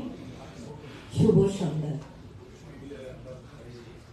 আপনারা জানেন আজকে আমাদের এই প্রোগ্রামটা কি কারণে, কেন we are the people and নাগরিক টিভির বোথ মিলে এই প্রোগ্রামটা সার্ভ করা হয়েছে। আজকে 15 বছর হয়ে গেল বাংলাদেশে এই বিডিআরের পিলখানা হত্যাকাণ্ড ঘটেছে। বলতে খুব কষ্ট হয়, ফেব্রুয়ারির 25 তারিখে 2009 এই ঘটনাটা যেদিন ঘটে এবং যেই সময় ঘটনাটা ঘটে, তখন আমার একজন পুলিশ অফিসারের সাথে কথা হচ্ছিল। পুলিশ অফিসার তখন তার অফিসে যাচ্ছিলেন, তখন আমি ফোন করেছিলাম, ভদ্রলোক হিন্দু। তা ভদ্রলোকের সাথে আমার একটা কাজ ছিল বিদায় আমার তখন কথা হচ্ছিল, তখন আমাকে বলে, নীরু বোন ফোনটা রাখো, দেশে খুব একটা খারাপ ঘটনা ঘটে যাচ্ছে, জানি না কি হয়, আমি পরে কথা বলবো। ততক্ষণ যখন দাদার সাথে কথা হয়েছিল ততক্ষণ বুঝতে পারিনি যে আসলে কি হয়েছে। তার পরক্ষণে যখন আমরা বাংলাদেশ থেকে খবর পাচ্ছিলাম এবং টিভিতে এই সিন সিনারি গুলো দেখতেছিলাম, তখন আমরা চিন্তা করেছি ৭১-এ তখন আমরা ছোট ছিলাম, অতটা ভালোভাবে ফিল করিনি, ইতিহাস থেকে যা আমরা বুঝে নিয়েছি এবং শিক্ষা পেয়েছি। কিন্তু বিডিআরের এই হত্যাকাণ্ড আমাদের চোখের উপরেই হয়েছে এবং যেই ঘটনাটা ঘটেছে এবং সে যারা ভেতরে ছিল, যারা ওই প্রোগ্রামে ছিল, এবং আপনারা জানেন ওই প্রোগ্রামটা কিন্তু আয়োজন করেই করা হয়েছিল। বাংলাদেশের অফিসাররা তখন তারা ভেতরে ভেতরে কাজ করে জরিপ করে দেখেছেন কারা কোন দলে আছেন, কাদের দ্বারা বাংলাদেশের কি কাজ হচ্ছে বা ভবিষ্যতে হতে পারে। এইসব জরিপ করেই আমাদের পার্শ্ববর্তী দেশ, আমি বলবো ভারত এবং বাংলাদেশের তথাকথিত আওয়ামী লীগ, এই মেরুদণ্ডহীন আওয়ামী লীগ এবং ভারতের সাথে যুক্ত হয়ে বাংলাদেশের এই ঘটনাটি ঘটিয়েছে। এর সাক্ষী শুধু আমরাই নয়, আমাদের ভবিষ্যৎ বলতে পারবে এবং ভবিষ্যৎ এই জন্যই বলতে পারবে ১৫ বছর আগে ঘটে যাওয়া এই ঘটনাটি যাদের বাচ্চা রেখে গেছেন পেটে, সেসব বাচ্চারা জন্ম নিয়েছে এবং সেই সব বাচ্চারা এখন বড় হয়েছে, তারা তাদের বাবাকে খুঁজছে, তারা তাদের মাকে খুঁজছে। এই যে তাদের বাবা মাকে খুঁজছে, আজকে এই বাংলাদেশে আপনারা কে এর উত্তর দিতে পারবেন? কোথায় হারিয়ে গেছে তার বাবা মা? কেন তারা হারিয়ে গেছে? আজকে এই বাংলাদেশকে সার্ভ করতে গিয়ে তাদের জীবন দিতে হয়েছে। আপনারা জানেন ৭১-এর পরের যেসব ঘটনা ঘটেছে, আমরা সেখান থেকে শিক্ষা পেয়েছি। সিরাজ শিকদারকে হত্যা করা হয়েছে এবং তাকে হত্যা করে তার ফ্যামিলি যে বেনিফিট তৎকালীন সরকারের কাছ থেকে নিয়েছে, শুধু তাই নয়, পরপর যতগুলো সরকার পরিবর্তন হয়েছে, এই সিরাজ শিকদারের ফ্যামিলি সব ধরনের বেনিফিট নিয়েছেন, কিন্তু সিরাজ শিকদারের ছেলে মেয়েরা কোথায়? আপনারা অনেকেই জানেন সিরাজ শিকদারের ছেলে শুভ্র শিকদার এই নিউ ইয়র্কের মাটিতে মারা গিয়েছেন এবং তার লাশ কোথায় দাফন করা হবে, কিভাবে দাফন করা হবে, তখন কিন্তু একটা মানুষও দাঁড়াইতে দেখিনি তার ফ্যামিলি। আমি নীরা তার ফ্যামিলির সাথে ঘন্টার পর ঘন্টা কথা বলে এবং বলতে হয়েছে এখানে শুভ্র শিকদার বিষয় না, এই সিরাজ শিকদারের সন্তান, তাকে ঠিক ওইভাবে সম্মান দিয়ে মাটি দিতে হবে। এটা ছিল আমার কথা। আমি শুভ্র শিকদারের ফুপুর সাথে পর্যন্ত কথা বলেছি এবং বলেছি, আন্টি যা হবার হয়ে গেছে, বা শুভ্রকে নীরব থেকে নেওয়ার ব্যবস্থা করেন। তখন রেফারেন্স দিয়ে বলেছিল, আপনারা চিনেন তাকে, সাদির কথা। আমি বলেছিলাম সাদির কোন কথা আপনি বিশ্বাস করবেন না, শুভ্র শিকদার আমাদের বাড়িতে মারা গেছে, আমি খুব ভালো করে জানি শুভ্রর আর্থিক কি অবস্থা। শুভ্রর কাজিনরা যদি তাকে হেল্প করতে চায় তবে শুভ্রর লাশ নেওয়া সম্ভব হবে, আদারওয়াইজ সবার কাছ থেকে চাঁদা তুলে আজকে শুভ্রর লাশ যদি বাংলাদেশে পাঠাতে হয়, তাহলে আমি রাস্তায় নেমে বলবো, সিরাজ শিকদারের ভাই বোনেরা প্রত্যেকটা সরকারের কাছ থেকে আপনারা বেনিফিট নিয়েছেন, কিন্তু সিরাজ শিকদারের ছেলে মেয়েদের জন্য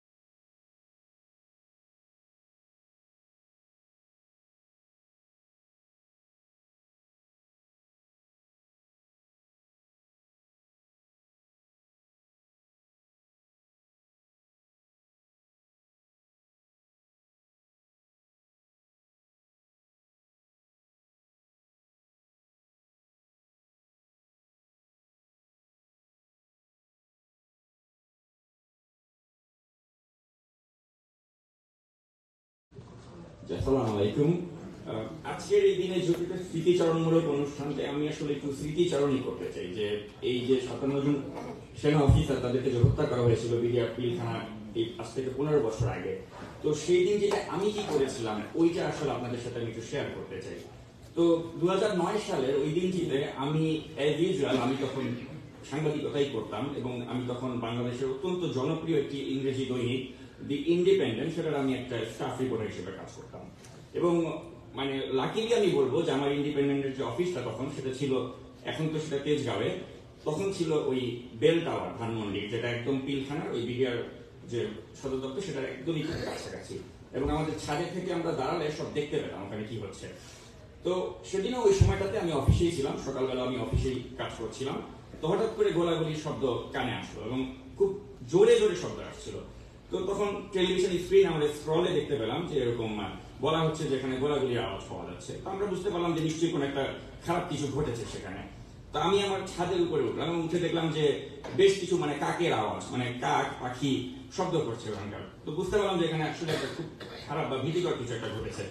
তো সাংবাদিক হিসেবে কথা মনে করি যে আমার নৈতিক দায়িত্ব ছিল ওখানে উপস্থিত হয়ে দেখা যে কি ঘটছে, দেখা দরকার। আমি চলে গেলাম দেখার জন্য, এবং দেখার জন্য আমি যখন ওখানে গেলাম তো যেটা হলো আর কি যে আমাদের মতো সাংবাদিকদেরকে অনেকেই সেখানে আশেপাশে ভিড়তেই দেওয়া হলো না। কাদেরকে ভিড়তে দেওয়া হলো? ভিড়তে দেওয়া হলো যাদেরকে আমরা রয়্যাল এজেন্ট বলি, সেই মুন্নি শাহর মতো সাংবাদিক, তাদেরকে খুব ফোর ফ্রন্টে ওখানে বুম মাইক্রোফোন হাতে তারা চলে গেল। আর আমাদের মতো যারা ছিলাম তাদেরকে একদম বললো আপনারা সামনেই কেউ যাবেন না, আমাদেরকে যেতে দেওয়া হয়নি। অথচ দ্য ফ্যাক্ট ইজ আমাদের ইন্ডিপেন্ডেন্ট পত্রিকার কিন্তু মালিক হচ্ছে সালমান এফ রহমান, যাকে দরবেশ নামে অনেকে চিনে থাকি। তো সেই দরবেশের পত্রিকার আইডি কার্ড নিয়েও আমার মতো একজন নাজমুস সাকিব, যখন আমাকে কিন্তু কেউ অ্যান্টি গভর্নমেন্ট সাংবাদিক হিসেবে তখন চিনত না, আমার তো ওখানে ঢুকতে যাওয়ার মানে স্কোপ ছিল, কিন্তু আমাকে ঢুকতে দেওয়া হয়নি। ঢুকতে দেওয়া হয়েছে কাকে? মুন্নি শাহকে, যাকে আমরা জানি যে একজন রয়্যাল এজেন্ট। এবং তিনি গিয়ে কি করলেন এটাও নিশ্চয়ই আপনারা জানেন। আমি যারা ভুলে গিয়েছেন তাদেরকে বলতে চাই, বা যারা এটা রেকর্ডিংটা যারা দেখবেন তাদেরকে আমি বলতে চাই যে আমাদেরকে অনেকে বলে থাকে যে আমরা গোল্ড ফিশের মেমোরি। তো সেজন্য আমি বলতে চাই যে ওদের কি করেছিল মুন্নি শাহ, এটা আমাদের কখনো ভুলে গেলে চলবে না। তিনি এটিএন বাংলায় তিনি সরাসরি দেখিয়েছেন যে এখানে বিডিআর এর কতিপয় বিদ্রোহী সেনা কর্মকর্তা, তারা বলছে যে তাদের ওই চাল ডাল কর্মসূচিতে তাদেরকে তারা পার্টিসিপেট করেছিল, তারা ওখান থেকে তাদের সঠিক লভ্যাংশ পায়নি এবং এর জন্য তারা অনেক কষ্টে মানবেতর জীবনযাপন করছে, এর জন্য তারা ক্ষুব্ধ হয়ে আজকে এই বিদ্রোহ করেছে। কিন্তু এটা তো আসলে কোনো বিদ্রোহ ছিল না, এটা পরিকল্পিত একটা হত্যাকাণ্ড ছিল, যেটাকে বিদ্রোহ হিসেবে তারা জাস্টিফাই করার চেষ্টা করেছিল। কিন্তু ওই যে মুন্নি শাহের মাধ্যমে এবং কিছু সেট আপ করা বিডিআর এর কর্মকর্তাকে দিয়ে ওই যে একটা বয়ান সরাসরি সম্প্রচার করা হচ্ছিল একটাই কারণে, যে তখন লাইভে যারা ওই দর্শক, যারা সাধারণ জনগণটা দেখছিল, তারা যাতে সিম্পাথাইজ হয় তাদের উপর, ওটাই ছিল মেইন উদ্দেশ্য। এবং এটিএন বাংলা এবং এনটিভির মাধ্যমে ওটাই তারা করার চেষ্টা করেছিল, যে সাধারণ পাবলিক যাতে আসলে বুঝতে পারে না যে আসলে কি ঘটছে। তা আমরা যারা দেখছিলাম, আমরা যারা সাংবাদিক বা অনুসন্ধানী সাংবাদিক, আমরা তখনই বুঝতে পারছি যে যেহেতু মুন্নি শাহকে দিয়ে এরকম একটা বয়ান প্রচার করা হচ্ছে, নিশ্চয়ই এর পেছনে একটা অন্য কোনো মোটিভ আছে। কিন্তু যেহেতু ঘটনাটা তখন আমাদের সামনে আনফোল্ড হচ্ছে, তাই আসলে তখন আমরা কোনো কনক্লুশনে যেতে পারছিলাম না। কিন্তু বুঝতে পারছিলাম যে আমাদেরকে যা শোনানো হচ্ছে বা যে বয়ানটা তারা দিচ্ছে এটা সঠিক নয়, এটার পেছনে অন্য কোনো ঘটনা বা অন্য কোনো উদ্দেশ্য থাকতে পারে। পরবর্তীতে যখন ঘটনাটা ঘটেই গেল এবং আমরা দেখলাম একদিন বা দুদিন পরে যখন আমাদের কাছে সংবাদ আসতে থাকলো যেখানে এতজন মানুষকে হত্যা করা হয়েছে এবং হত্যার সংখ্যাটা আরো বাড়ছে, ড্রেনের থেকে লাশ তোলা হচ্ছে, তখনই আমরা বুঝতে পারলাম যে আসলে এখানে একটা পরিকল্পিত উপায়ে কিছু একটা করা হয়েছে। এবং আরেকটা বড় কথা, যেটা আমি ওই দিন বিকাল বা সন্ধ্যার দিকেও কিন্তু আমি ওই স্পটেই ছিলাম এবং আমার চোখের সামনে আমি দেখতে পেলাম যে জাহাঙ্গীর কবির নানক বা এই যে এখন যে ঢাকা দক্ষিণের যিনি মেয়র রয়েছেন ফজলুল তাপস, তাদের নেতৃত্বে কিন্তু একটা সেফ এক্সিট করে দেওয়া হলো তথাকথিত যারা বিদ্রোহ করেছে তাদেরকে, এবং তারা পুরান ঢাকার যে রাস্তাটা, ওই রাস্তাটা দিয়ে তারা বের হতে পারলো এবং তারা খুব চিৎকার করে করে খুশি মানে উৎসবমুখর পরিবেশে তারা বের হয়ে যাচ্ছিল।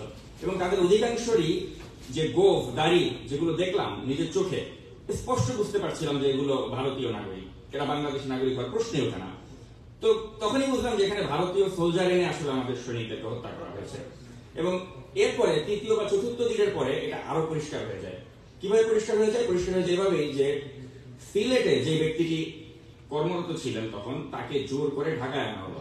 সেই ব্যক্তিকে হয়তো আপনারা কেউ আমরা ভুলতে পারবো না, কর্নেল গুলজার, যিনি আপনারা জানেন যে জঙ্গি নামের যে একটা উপদ্রব বেড়েছিল বিএনপির সময়, যেটার জন্য এখনো বিএনপিকে সরকার মানে ব্লেম করার চেষ্টা করে যে বিএনপির সময় জঙ্গিবাদের উত্থান হয়েছিল, কিন্তু আমরা ভুলে যাই যে বিএনপির সময় কিন্তু এই বাংলা ভাই বা শায়ক আব্দুর রহমান তাদেরকে ধরা হয়েছিল, এবং বিএনপির সময় অত্যন্ত চৌকস একজন কর্মকর্তা যিনি র্যাবের ছিলেন দায়িত্ব তখন, এই কর্নেল গুলজার, তার মাধ্যমে এই জঙ্গিবাদকে একদম উৎপাদন করে দেওয়া হয়েছিল। তো সেজন্য এটা তো আসলে ভারত ভালোভাবে দেখেনি। তো ভারতের এজেন্ডাই ছিল যে গুলজারের মতো যারা যারা রয়েছে এই 57 জনকে আগেই শেষ করে দিতে হবে, এবং যে কারণে আপনারা জানেন যে 2009 সালের জানুয়ারি মাসে শেখ হাসিনা ক্ষমতা গ্রহণ করে, আর ফেব্রুয়ারি 25 তারিখ অর্থাৎ 1.5 মাসের মাঝেই তারা এরকম একটা অপারেশন করলো যাতে বাংলাদেশের সেনাবাহিনীর মেরুদণ্ড বলতে কিছু না থাকে। এবং কর্নেল গুলজারের লাশটি যারা আপনারা দেখেছেন বা পত্রপত্রিকা যারা দেখেছেন তারা দেখবেন যে ওটার বিভৎসতা মানে কতটা নির্মম ছিল, যে তার চোখ উপড়ে ফেলা হয়েছিল, এবং তার লাশটাকে তার পরিবারের সদস্যরাও চিনতে পারেনি, এবং ডিএনএ টেস্ট করে তাকে তখন আইডেন্টিফাই করতে হয়েছিল যে এটা কর্নেল গুলজার। তো এই যে গুলজার কি অপরাধ করেছিল, তার অপরাধ ছিল যে তিনি জঙ্গিবাদ নির্মূল করেছিলেন এবং তিনি তার দেশকে ভালোবাসেন এবং দেশের জন্য কাজ করেছেন, এবং এই কারণেই তাকে এভাবে নির্মম ভাবে হত্যা করা হয়েছিল।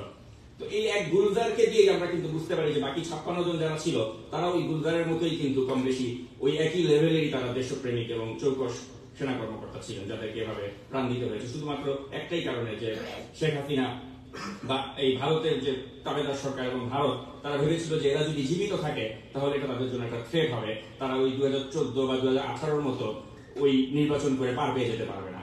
এবং আপনারা দেখেছেন তার প্রমাণ 2018 সালে আমরা তো ফুটেজ দেখেছি যে যখন আজিজকে সেনাপ্রধান করা হলো যে ওই সেনাবাহিনীর গাড়ি যাচ্ছে, মানুষ বলছে যে ভোট কেন্দ্রে এখানে কারচুপি হচ্ছে, সেনাবাহিনী দেখেও না দেখার ভান করে চলে গেল। আর 2024 সালে কি হয়েছে সেটাও আমরা দেখলাম যে রাতের বেলা একটা ভোট হলো আর এই সেনাবাহিনী কিছুই করলো না, যে কারণে জ্যাকব মিল্টন প্রায় সময় আমাদের এই যে স্টেট অফ জ্যাকব মিল্টন অনুষ্ঠানে সেনাবাহিনীকে গালমন্দ করে থাকেন। এটা নিয়ে অনেকে আবার বলে থাকেন জ্যাকব মিল্টন কেন সেনাবাহিনীকে এভাবে গালমন্দ করে, বা সেনাবাহিনীকে তিনি একটা শব্দ বলেন, তো ওই শব্দটা তিনি কেন বলেন এটা অনেকে বলে থাকেন।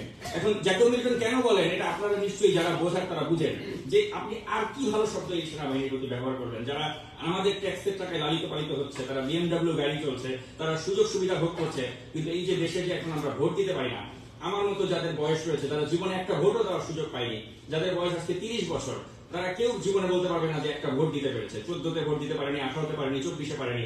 তো এই যে একটা আমরা যে ভোট দিতে পারি না, তো আমার সেনাবাহিনী যদি আমার ভোটটা এনশিওর করতে ভূমিকা না রাখে, তো এই সেনাবাহিনীকে আমাদের ট্যাক্সের টাকায় পালার কোনো মানে আছে? নেই। তো আজকের দিন আসলে এই জন্যই এই 57 জনের কথাই আমাদের মনে পড়বে এবং মনে পড়াই উচিত যে তাদেরকে হত্যা করার মাধ্যমে আমাদের স্বপ্নকে, আমাদের ভোটের অধিকারকে হরণ করার যে একটা পরিকল্পনার অংশ, সেটার একটা প্রথম দিককারই বাস্তবায়ন করা হয়েছিল এই আওয়ামী লীগের ক্ষমতা গ্রহণের মাধ্যমে। আর এটার সাথে যে আওয়ামী লীগ এবং ভারত প্রত্যক্ষভাবে জড়িত তার একটা আমি প্রমাণ আপনাদেরকে আজকে বলে আমি এই বক্তব্য শেষ করবো। সেটা হচ্ছে যেটা হলো যে তদন্ত কমিটি একটা গঠন করা হয়েছিল। তো সেই তদন্ত কমিটির দায়িত্বে কিন্তু একজন ব্যক্তি ছিল যাকে হয়তো এখন আপনারা অনেকে চেনেন, সেটা হচ্ছে তিনি হচ্ছেন এই সিএসি হাবিবুল আউয়াল, যে হাবিবুল আউয়ালের নেতৃত্বে এই ডামি নির্বাচনটি করা হলো। এই আউয়ালকে দিয়ে একটা তদন্ত কমিটি গঠন করা হয়েছিল এই বিডিআর পিলখানা হত্যাকাণ্ডের পরপরই। এবং এই আউয়াল তদন্ত রিপোর্ট কি দেবে এটা নিশ্চয়ই আপনারা ভালো করেই জানেন। আপনি অন্তত এই কল রেকর্ড গুলো এনটিএমসির কাছ থেকে নেন। এনটিএমসি হচ্ছে যে ন্যাশনাল টেলিকমিউনিকেশন মনিটরিং সেল যারা রয়েছে, তাদের কাছ থেকে বলা হয়েছিল যে আপনাদের কাছে তো কল রেকর্ড থাকে, কে কখন কয়টার সময় কাকে ফোন করেছিল, ওই রেকর্ড গুলো বের করলে বের করা পসিবল হবে যে আসলে এটার সাথে কারা কারা জড়িত। কিন্তু হাবিবুল আউয়াল বললো যে না, ওগুলো আমাদের প্রয়োজন নেই।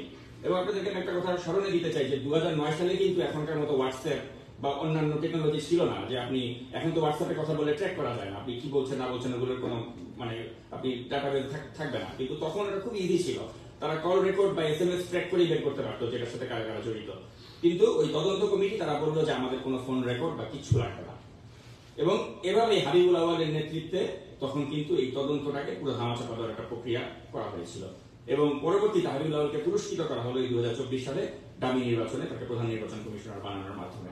তো সেজন্য আমাদের আসলে এই ইতিহাসগুলো ভুলে গেলে চলবে না, যে কাকে কখন কিভাবে কোন পজিশনে বসিয়ে শেখ হাসিনা এবং ভারত তারা তাদের পারপোজটা সার্ভ করছে, আর আমরা বোকার মতো একটার পর একটা দেখছি যে তাদের পরিকল্পনা বাস্তবায়ন হচ্ছে, আর আমরা আসলে হতাশ হচ্ছি এবং বারেবার হতাশ হচ্ছি। তো আসলে এই হতাশা থেকে মুক্ত হতে গেলে আমাদের তরুণ প্রজন্ম তাদেরকে জেগে উঠতে হবে। এখন তরুণ প্রজন্মকে তো শেখ হাসিনা নানাভাবে তাদেরকে যা চাচ্ছে তা দিচ্ছে, তাদেরকে শাহরুখ খানের পাঠান সিনেমা বা জওয়ান সিনেমা আমাদের সিনেপ্লেক্সে চলছে, তারা এখন ওই সিনেমা দেখছে, তারা ডেটিং করছে, তারা খুব ভালোই আছে। তারা ওই রাজনীতি সচেতন না, রাজনীতি সচেতন হওয়ার প্রয়োজন মনে করছে না। তারা ভাবছে আমরা লাইফ তো ভালোই চলছে, কিন্তু এই যে আমাদের যে ব্যাংকগুলো যে শেষ করে দেওয়া হয়েছে, অর্থনীতির যে 12টা বাজানো হয়েছে, এবং এই সংকটটা যে তারাও ভুক্তভোগী হবে, এটা আসলে তারা বুঝছে না। তো এখন এই ধরনের মানে যদি তাদের মধ্যে চৈতন্য না জাগে, তাহলে তাদের জন্য কিন্তু এই শেখ হাসিনার মতো জাতি থাকবে। এবং পবিত্র কোরআন শরীফেও কিন্তু বলা হয়েছে যে যে জাতি যেমন সে সেরকম নেতৃত্বই পায়। তো এখন আমাদের এই তরুণ প্রজন্মকে আসলে জেগে উঠতে হবে, এবং তারা যদি জেগে উঠে প্রতিবাদী না হয়, তাহলে এই ফ্যাসিবাদের অবসান কখনোই হবে না। আর আজকের দিনে আমি শেষ করার আগে এটাই বলবো যে বিডিআর পিলখানাতে যে একটা জঘন্য একটা মানে একটা যে জেনোসাইড করা হলো, এটার সুষ্ঠু বিচার করতে হবে, এবং এই বিচার এই সরকারের আমলে কখনোই সম্ভব না। আমাদেরকে এই সরকারের উৎখাত করে এটা করতে হবে। এটা এই জাতি হিসেবে আমাদের একটা আমরা দায়বদ্ধ, এটা আমাদের করতেই হবে।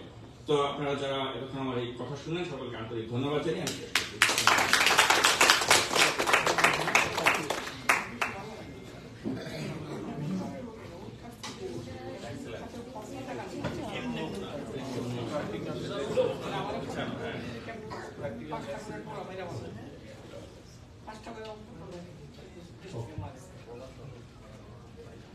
আপনারা যদি একটু থামেন,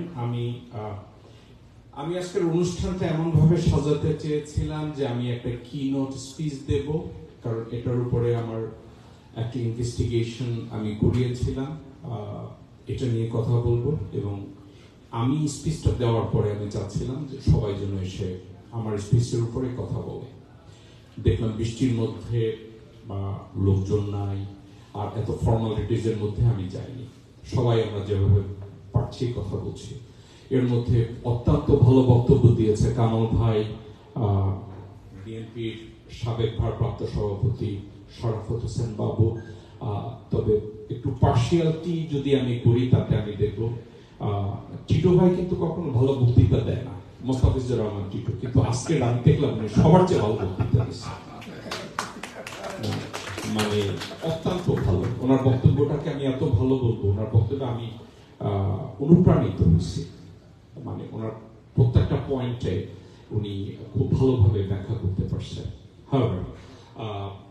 নাজমুল সাকিব অত্যন্ত ভালো বলেছে, and I'm really proud that the way my friend Terence Phelan, attorney at law, the way he explained the Southeast Asian politics, and he described the position of BRICS, it was really magnificent.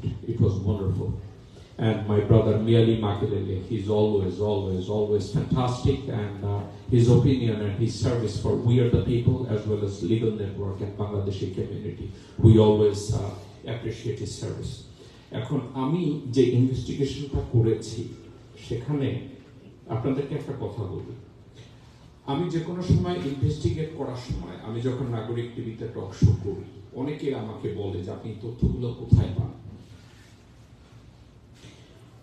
আমি একটা জিনিস দেখেছি, বাংলাদেশের মুক্তিযুদ্ধের story যদি আমি পড়তে যাই, হিস্ট্রি যদি আমি পড়তে যাই, আমি ইন্ডিয়ানদের হিস্ট্রির উপরে আমি রিলাই করি না, পাকিস্তানি হিস্ট্রিয়ানদের উপরে আমি রিলাই করি না, আর বাংলাদেশি লোকজনের হিস্ট্রির উপরে আমি মোটেও রিলাই করি না। আমাদের বাংলাদেশিদের হিস্ট্রি হলো অমুক ব্রিজের নিচে গেলাম, ব্রিজটা উড়াইয়া দিলাম, এটা হচ্ছে হিস্ট্রি। আদারওয়াইজ কি করবে, অমুক জায়গায় গেলাম, 3টা বোমা মাইরা খালের মধ্যে লাভ দিলাম, এটা হচ্ছে আমাদের বাংলাদেশের লেখা হিস্ট্রি। ইন্ডিয়ানরা যখন হিস্ট্রি লেখে,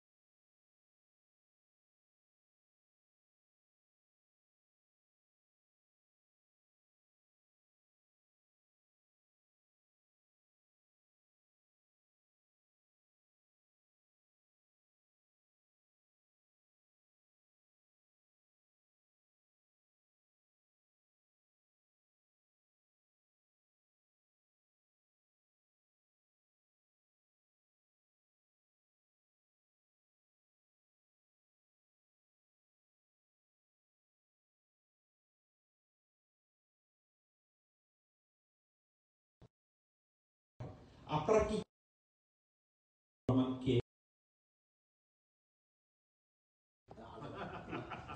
মির্জা আজম আছে যে আওয়ামী লীগের এমপি, তারা জানেন সে জাহাঙ্গীর কবির নানকের খুব নিকট। যখন শেখ রহমানকে অ্যারেস্ট করে তখন মির্জা আজম 32 নম্বরে বসে বলছিল, এই কুত্তার বাচ্চা আমার, এই কুত্তার বাচ্চাকে আমি চাই। এবং বিডিআর বিদ্রোহের দিন যখন গুলজারকে ধরা হয়েছে, মির্জা আজম, জাহাঙ্গীর কবির নানক এবং ফজলে নূর তাপস, এদের তিনজনের সামনে মির্জা আজম চিল্লায়া বলছিল, এই কুত্তার বাচ্চার চোখ দুইটা তুলে দাও। এবং কর্নেল গুলজারের চোখ দুইটা তুলে ফেলাইছে, যেটা নাজমুল সাকিব আপনাদের সামনে বলে গেছে, তার ক্ষত বিক্ষত হতে হচ্ছিল। দীর্ঘ 15 বছর পর আজও অনেকেই একটা প্রশ্ন করে, ঠিক কি কারণে বিডিআর বিদ্রোহটা হয়েছিল। অনেকে বিভিন্ন ভাবে ব্যাখ্যা করে, বিভিন্ন ভাবে, কিন্তু আমি সবার মতো ব্যাখ্যাটা করি না। কেন করি না? আমি আপনাদেরকে একটা কথা বলি, এই 3 পেজ আমার বক্তব্যকে সামারাইজ করার জন্য আমার 109 পেজ পড়তে হয়েছে, এবং এটার পিছনে আমার পয়সা খরচ করতে হয়েছে এই প্রত্যেকটা তথ্য কেনার জন্য। সো আমি খুব স্বাভাবিকভাবে বলবো না এই জন্য বিডিআর বিদ্রোহ হয়েছে, না, আমি এটা বলবো না। What was behind BDR mutiny at that time? আপনাদেরকে বলি, when শেখ মুজিবুর রহমান স্বাধীনতার পরে 72 না 73 উনি যখন বাংলাদেশে আসলেন, আই বিলিভ 72, ওকে, ইন্ডিয়ার প্রথম কন্ডিশন ছিল Bangladesh should not have armed forces service. The way Israelis are demanding that Palestine may have their state, but they should not be allowed to have armed forces services. Same way, Indira Gandhi, Gyani Jail Singh, Jagjivan Ram, and Indian administration conveyed their message through Tajuddin Ahmed to Sheikh Mujibur Rahman that Bangladesh should not have armed forces service. Do you know what is the irony? Most of the Bangladeshi as of today, we know Sheikh Mujibur Rahman was the Dalal of India. But here is the irony. When India conveyed that message that Bangladesh should not have armed forces service, do you know what was the response of Sheikh Mujibur Rahman? Sheikh Mujibur Rahman কইছে, আমি ইন্দিরা গান্ধীর কোন সাকল না, আমি সেনাবাহিনী বানাবো, ইন্দিরা গান্ধী পারলে আমার জন্য ঠেকা। I'm going to say it in English. He says, I'm not the servant of India, neither I'm the servant of Indira Gandhi. I am going to build Bangladesh Armed Forces Services. If India has the power to stop me, tell them to stop me. Do you think India was happy that Sheikh Mujibur Rahman decided to have or form Bangladesh army? No, she was not. India was not happy. Guess what? Who supported India's suggestion? আপনাদেরকে একটা কথা বলি আজকে, you can quote that Jacob Milton said it, you're going to win, you can bet $1 million. বলে না 4 জন নেতা যাদেরকে হাজতে রেখে মারা হয়েছে, 4 নেতা, জাতীয় নেতা, ছাত্র নেতা, কচুর নেতা, কুত্তা নেতা, পাতি নেতা, এই 4 জন নেতাই বলছিল বাংলাদেশে আর্মির দরকার নেই। যাদেরকে আমি ইজ্জত করি, খুব আহাহু করি না, এই 4 জন, এর ভিতরে সবচেয়ে জঘন্য ছিল তাজউদ্দিন, যে শেখ মুজিবকে বলছে, why should we have army? We don't need army. India is going to protect us. It was our first nationalist leader, Sheikh Mujibur Rahman, who says no. If Bangladesh is an independent state, we have to build our army. We have to form army. We need army. So, তাইলে কি হইল একটা জিনিস কি কারণে BDR Pilkhana massacre হইল তার প্রথম ছিল ইন্ডিয়া প্রথম থেকেই চায় না আমাদের আর্মি থাকুক।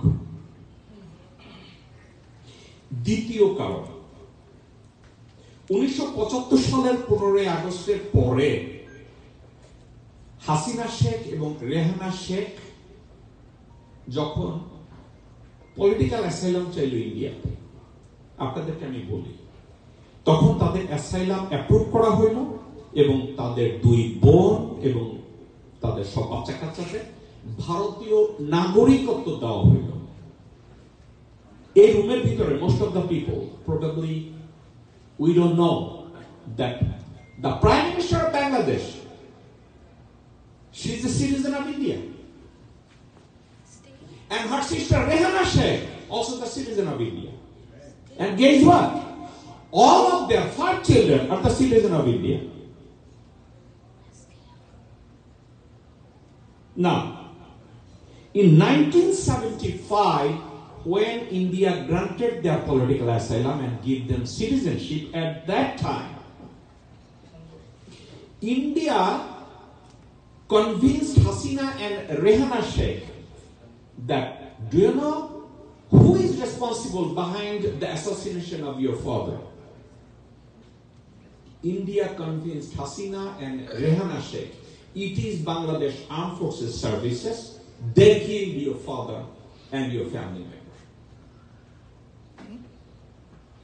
If Hasina Sheikh is a rocket scientist, I'm not jealous about it. Probably she is a rocket scientist. But Raw described everything that, guess what? Bangladesh Armed Forces Services, they're your enemy. They killed your father, they killed your mother, brother, sister. এখন 1976 সালে হাসিনাকে যখন convince করছে, Hasina Sheikh, Rehana Sheikh and their children convinced that Bangladesh Armed Forces Services are responsible for all the killings of the family member of Sheikh Mujib. ওই সময় India খুব ভালো একটা কাজ করছে, যেটা আপনারা অনেকে জানেন না। 1976 সালের 3 জুন ইন্ডিয়া হাসিনা শেখ এবং রেহানা শেখের সামনে একটা MOU দিয়েছে, এটাকে বলে memorandum of understanding. 3 June 1976, India asked Hasina and Rehana Sheikh that whenever, if Hasina Sheikh, Rehana Sheikh and Awami League is going to form government in Bangladesh, they are going to eliminate Bangladesh Armed Forces Services. আমি আপনাদেরকে বুঝাইতে পারছি কিনা জানি না, আপনাদের কোনো question আছে কিনা আমাকে জিজ্ঞাসা করতে পারেন। তারা 1976 সালে যে MOU-টা সিগনেচার করেছে, ওই সিগনেচারের মধ্যে ছিল যে হাসিনা শেখ এবং রেহানা শেখ যদি যখনই পাওয়ারে আসবে তখন এই বাংলাদেশ আর্ম ফোর্সেস সার্ভিসকে এলিমিনেট করা হবে। হোয়াই?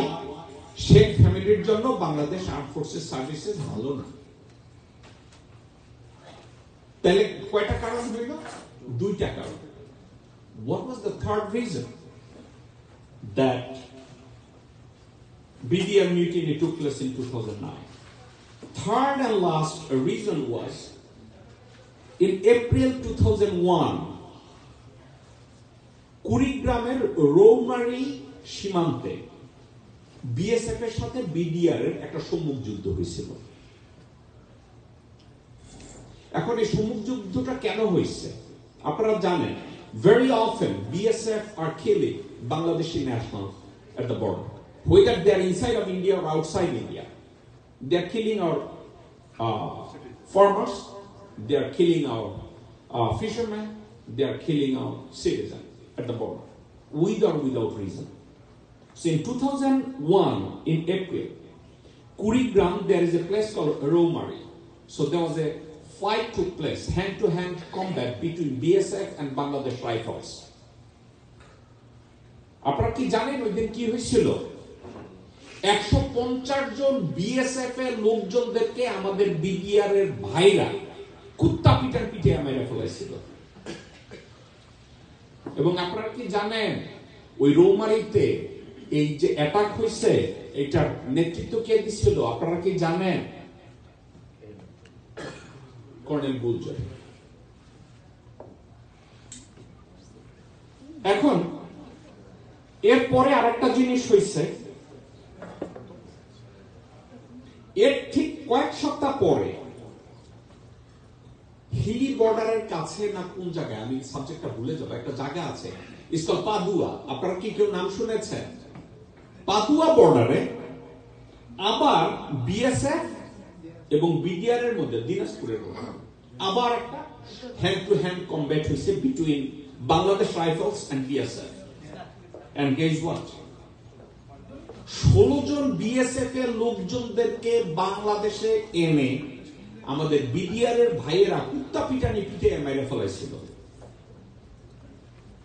ওই সময় ভারতের প্রতিরক্ষা মন্ত্রী ছিল জসবন্ত সিং। জসবন্ত সিং উত্তপ্ত লোকসভায় প্রমিস করেছিল সময় মতো আমরা এর বদলা নেব। তাহলে কি হইল? 3টা কারণ। এই 3টা কারণে তারা এই বিডিআর মিটিং করাইছে। আচ্ছা, এইগুলো নিয়ে আমি যখন লেখাপড়া করতেছিলাম আমার তো একটা হিসাবে মিলে নাই। আমি চিন্তা করছি এটা কেন হইল। কয়েকটা বিষয়ের সাথে ডানের সাথে বায় মিলে না, বায়ের সাথে ডানে মিলে না।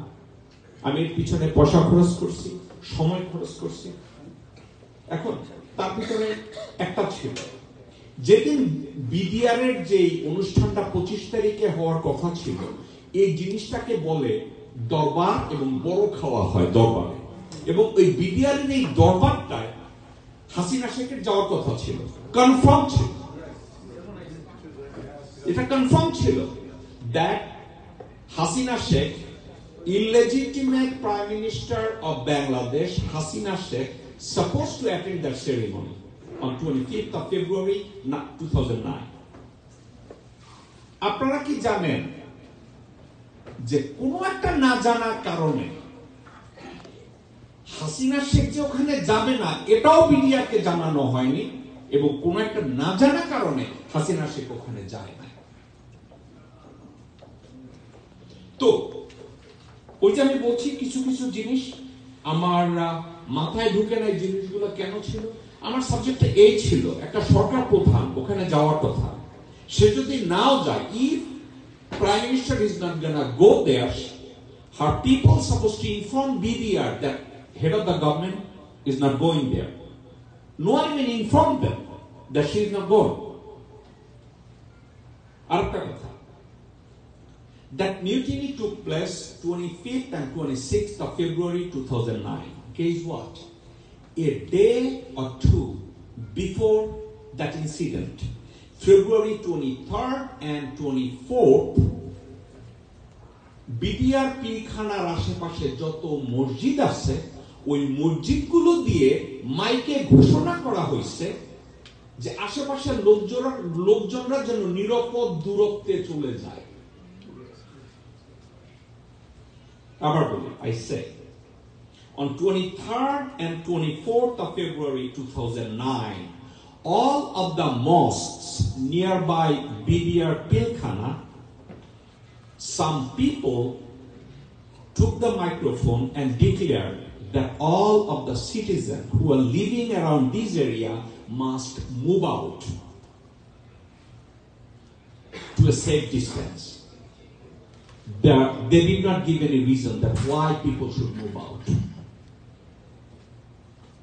And এই যে দূরে চলে যেতে বলছে এর কোনো ব্যাখ্যা আজ পর্যন্ত কিন্তু নাই। 3 নম্বর, 23 বা 24 ফেব্রুয়ারি শুধু কর্নেল বুলজান না, আরো বেশ কিছু চৌকস অফিসার যারা পিলখানায় ছিল না, এদেরকে তাড়াহুড়া করে বিভিন্ন অঞ্চল থেকে ওইখানে নিয়ে আসা হলো কোনো কারণ ছাড়া। তাহলে এদেরকে কেন আনা হলো? 4,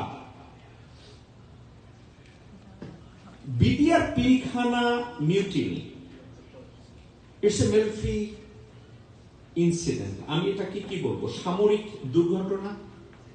আমি এটাকে কু বলবো না, সামরিক দুর্ঘটনা। এখন any incident inside cantonment, and if there is a negotiator, আমি আপনাদেরকে I can give you one example. In America, if there is an incident, someone tried to kill themselves or someone is holding hostage, there is a police negotiator. I'm sure you guys are familiar with it.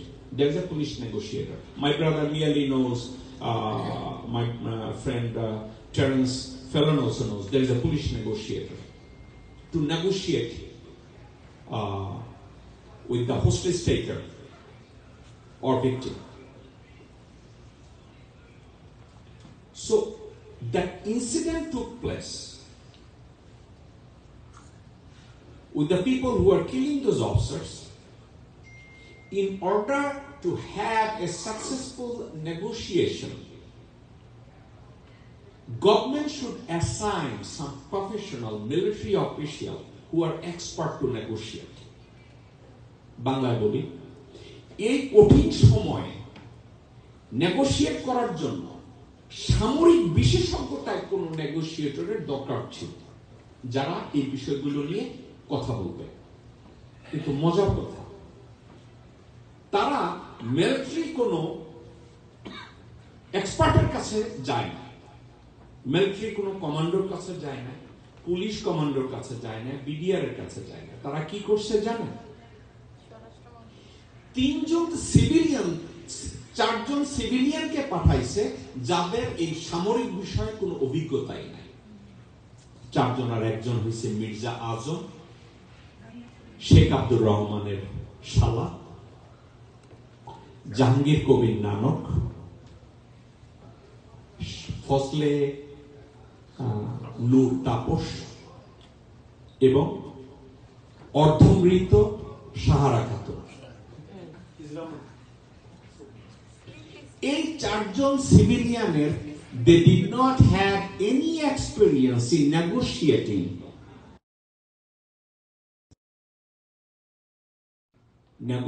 with the military personnel. তাদেরকে পাঠাইছে। তো কেন এই 4 জন লোককে এই দায়িত্বগুলো দেওয়া হলো? আরেকটা জিনিস, যারা বিদ্রোহ করেছে, তৌহিদ নামের এক লোক কথায় কথায় বলছে আপা এবং আমাদের নেত্রী, অর্থাৎ হাসিনা শেখকে আপা বলছে এবং আমাদের নেত্রী বলছে। আবার এক লাইন কথা বলার পরে 3 বার বলছে জয় বাংলা। সাবজেক্টটা কি ছিল? আমি আসলে সাবজেক্টগুলো বুঝতেছিলাম না আমি যখন পড়তেছিলাম। আরো একটা কথা, বঙ্গভবনে যদি একটা নেরি কুত্তাও যায়, নেরি কুত্তার পাও আছে কিনা, আঙ্গুল আছে কিনা, এগুলো লেখা হয়। যে কম্পিউটার মোড়া কতখানি, শুকনা কতখানি, এগুলা লেখা হয়। এখন বিদ্রোহীদের ভিতর টোটাল 21 জন গণভবনে ঢুকছে, কিন্তু মজার কথা কারো কোনো নাম ঠিকানা কোনো ডেসক্রিপশন নাই। আমি সাবজেক্ট এখনো জানি না এটা কেন নাই, কেন থাকবে না, কেন গণভবনে কুত্তা গেলে কুত্তা মাইয়ানা ফুলাইদা লেখা থাকে, আর 21 জন লোক ওইখানে ঢুকলো, কারো নাম ঠিকানা থাকবে না, ফোন নাম্বার থাকবে না। What is? আরেকটা কথা, 27শে ফেব্রুয়ারি 2009 দুবাইতে 5 জন মেম্বার অব মিউটিনি যারা এই হত্যাকাণ্ডের সাথে জড়িত ছিল, দুবাই এয়ারপোর্টে হাসিনা শেখের বকরা সন্তান সজীব আহমেদ ওয়াজেদের সাথে ওখানে দেখা করছে দুবাই এয়ারপোর্টে, এবং দুবাই ইন্টারন্যাশনাল এয়ারপোর্টে যখন দেখা করছে মিতু উপস্থিত ছিল। মিতুকে আপনারা জানেন বোধহয়, পুতুলের দ্বিতীয় না তৃতীয় জামাই। পুতুল রানী সাহা মানে হাসিনা শেখের মেয়ে, যাকে আপনারা সাইমা ওয়াজেদ বলেন, সে ক্যালকাটায় যখন ছিল তার নাম ছিল পুতুল রানী সাহা, এবং সে বিয়ে করছিল তাতাই সাহা নামে অভিজিৎ সাহা, ত্রিপুরা বিশ্ববিদ্যালয়ের এক প্রফেসরের ছেলে, এবং হিন্দু ধর্ম মতে হিন্দু ধর্ম গ্রহণ করে পুতুল রানী সাহা বিয়ে করেছিল। আমি ওই পুতুল রানী সাহার কথা বলছি। এখন ওই দুবাই এয়ারপোর্টে ওই 5 জন মানুষকে সজীব Ahmed Wazed, he gave them total of 5 envelope. What was inside the envelope? I don't know. But guess what? 3 or 4 years ago, when Mitu got arrested in Sharjah, that subject came out. They interviewed them. What was inside the envelope? There was millions of dollars. আরেকটা কথা, ওই যে 26 তারিখে army থেকে লোকজন এসেছিল তাদেরকে উদ্ধার করার জন্য, বাংলাদেশে আমরা মির্জাফরের নাম শুনেছি, মির্জাফরই করে। বাংলাদেশের নব্য মির্জাফর, জেনারেল মই, সে বিভিন্ন জায়গায় বলে বেড়ায় যে আমাকে প্রধানমন্ত্রী অনুমতি দেয় নাই ভিতরে ঢুকার। তো হাসিনা সে কেন, why Hasina did not allow Bangladesh army commander to go inside and save all those officers? She did not allow them. আরেকটা কথা, বিদ্রোহীদের আত্মসমর্পণের পরে রাতের অন্ধকারে অর্ধমৃত সাহারা খাতুন আওয়ামী লীগের কয়েকজন নেতাদেরকে নিয়ে রাত 3টা থেকে সকাল 7টা পর্যন্ত বিডিআর পিলখানায় কি করেছিলেন?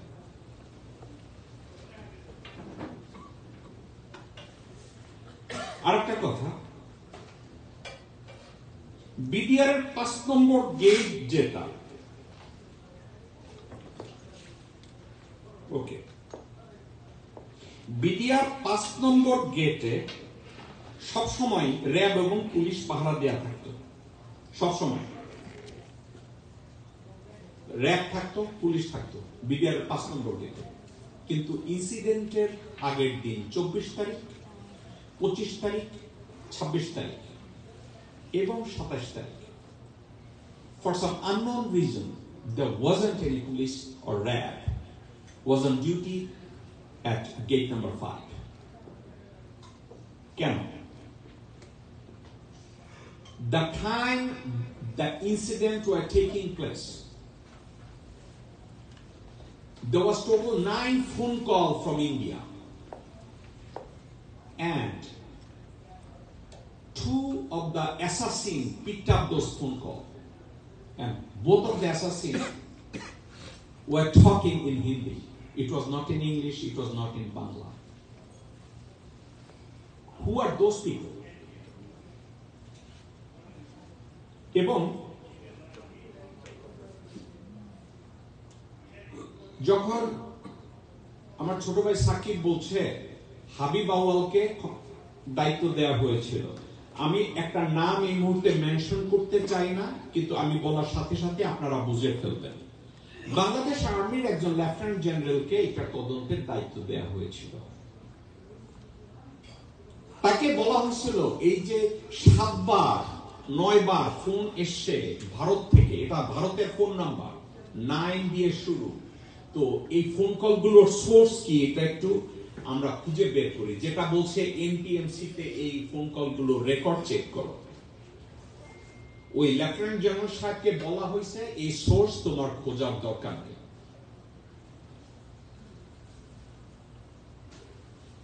আর একটা বিষয় আমার বোধগম্য না, আওয়ামী লীগের কিছু প্রভাবশালী নেতা এবং হিন্দু বৌদ্ধ খ্রিস্টান ঐক্য পরিষদের নেতারা এই মিউটিনির সাথে সাথে 26 তারিখ সন্ধ্যা 7টায় তারা ভারতীয় হাই কমিশনে গিয়ে বলেছে যে ভারত যেন এখানে ইন্টারভিন করে। বিডিআর পিলখানা ম্যাসাকারে এখানে আওয়ামী লীগের কিছু ইনফ্লুয়েন্সিয়াল লিডার এন্ড হিন্দু বৌদ্ধ খ্রিস্টান ঐক্য পরিষদের লোকজনরা এই কাজটা কেন করছে আমার বোধগম্য না। হাজারীবাগ সংলগ্ন যে আমি বিডিআর এর যে 5 নম্বর গেট, ওখানে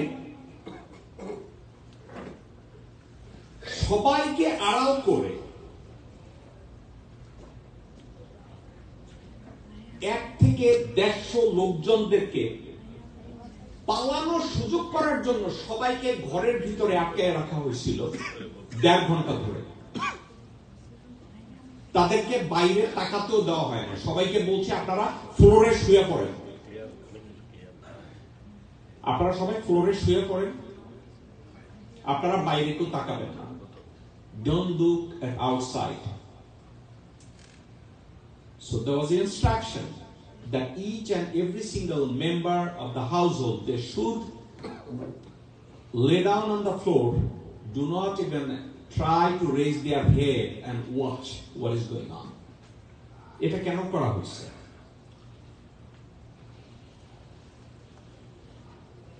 এই সময়টায় সাহারা খাতুনও ওখানে ছিল না, আর্মির কোন অফিসারও ছিল না। কে ছিল? ফজলে নূর তাপস। সে এবং তাকে ঘিরে রেখেছিল 11 জন লোক যাদের কেউ বাংলা বলে নাই। এবং আরেকটা কথা,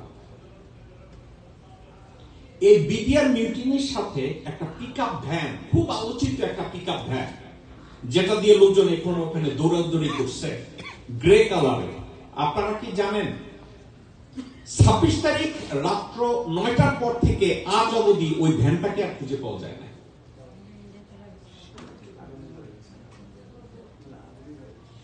এবং 26 তারিখ সন্ধ্যা 6:35 সিআইডির আইডি নিয়ে টোটাল 19 জন লোক বিডিআর পিলখানার ভিতরে ঢুকে, এবং তারা কেউ বাংলা বলে নাই, কিন্তু সবার কাছে আইডি ছিল Bangladesh CID. Who are those people? BDR সদর দপ্তরে পাহারারত হিন্দি ভাষী পুলিশ সদস্যরা 30 ঘন্টারও বেশি সময় ধরে ওই হল রুমে, যেখানে শাকিলকে মারা হয়েছে, অন্যান্য অফিসারদের মারা হয়েছে, ডেড বডি ফেলায় রাখা হয়েছে, তারা এদিকে ওইদিকে ঘোরাঘুরি করে কিছু জিনিসকে তারা লুকাইছে। আরো একটা কথা, যে কোনো মিলিটারি এ ধরনের একটা ইনসিডেন্টের পরে FGCM হয়। FGCM হলো field general court martial. As a matter of fact, all of the incident at the cantonment, if there is any episode and if there is any prosecution or judicial process, is always what is the protocol? They always put them in front of a military tribunal, not the civilian tribunal. কিন্তু এই BDR Pilkhana ম্যাসাকারের সাথে সাথে আওয়ামী লীগের নেতারা এবং হিন্দু বৌদ্ধ খ্রিস্টান ঐক্য পরিষদ কইল, না না না, এই বিচার সিভিলিয়ান আদালতে হবে। And they made a demand that military tribunal is not appropriate for those people. They should go to the civil court and have a civil trial. এখন আপনাদেরকে একটা কথা, এই আমার 18টা প্রশ্নের আমি আসলে সদুত্তর কোন দিকে আমি খুঁজে পাই না। I had total of 100 question. অন্যান্যগুলোর উত্তর আমি ডানে বায়ে মিলাইছি। ইবলিস দেখতে এরকম না, ইবলিস দেখতে অন্যরকম, এটা আমি মিলাইছি, কিন্তু 18টারে আমি ডানে বায়ে করে কোন জায়গায় আমি মিলাইতে পারি না। আমার এই বক্তব্য যদি কোনো মিডিয়ায় যায় এবং বাংলাদেশের কোন গভর্নমেন্ট অফিসিয়াল এটা কোনো উত্তর দেয়, আমি খুব খুশি হব কেউ যদি এটা জানে। এখন আমি প্রাসঙ্গিক বা অপ্রাসঙ্গিক ভাবে কয়েকটা কথা বলতে চাই। একজন মেজর, ওনার নাম মেজর কি আফসারি, উনি কথায় কথায় বলছেন একজন সামরিক অফিসারের জন্য পুরা আর্মিকে দোষ দেওয়া ঠিক হবে না। ওকে, না, আমি ওনার কথাটা লজিক্যাল, একজন অফিসারের জন্য we cannot blame entire cantonment for one officer, but one thing I would ask you, does that make any sense? If a brigade commander, independent brigade commander, or general officer commanding of a division is going to make a decision on behalf of his division or brigade, then entire division or brigade is going to follow the order of that general. So shouldn't he be responsible for the decision that he is making? Shouldn't I blame that entire brigade or division? এখন এখানে আমার একটা logical approach আছে। আপনাদেরকে একটা কথা বলি, যখন জিয়া রহমান সাহেব 1971 সালে বিদ্রোহ করলেন এবং ওনার অফিসার কমান্ডিং ছিল লেফটেন্যান্ট কর্নেল জামজুয়া, মেজর জিয়া টের পাইলেন যে জামজুয়া is doing something which violate the constitution of Pakistan as well as is violating the welfare of the citizen of East Pakistan. What Major Jia did at that time, do you know what he did? He said, do you know what? I'm going to disobey the order of my superior. Simply, Zia Rahmaner mukh amar cheo kharap chilo bolche, fuck that. I'm not going to follow Jamzua's order. Do you know why he did that? He did that for the sake of Bangladeshi people. And that was the right decision. Now, my brother Sakib, my sister Nira, my dearest friend Tito Rahman always says, Jacob, api eto galagali koren keno? Why you are cursing them? Why you are calling them Shonabahini? আমি একটা কথা আমি খুঁজে পাই না। বাংলাদেশের একজন জনগণ বর্ডারে তাকে মেরে কাটা তারের উপরে ফেলায় রাখে। কোন ফ্ল্যাগ মিটিং এ বিডিআর এর কোন অফিসাররা যায় বলে না যে তুমি আমার এই সিটিজেনকে কেন মারছো। ইনস্টেড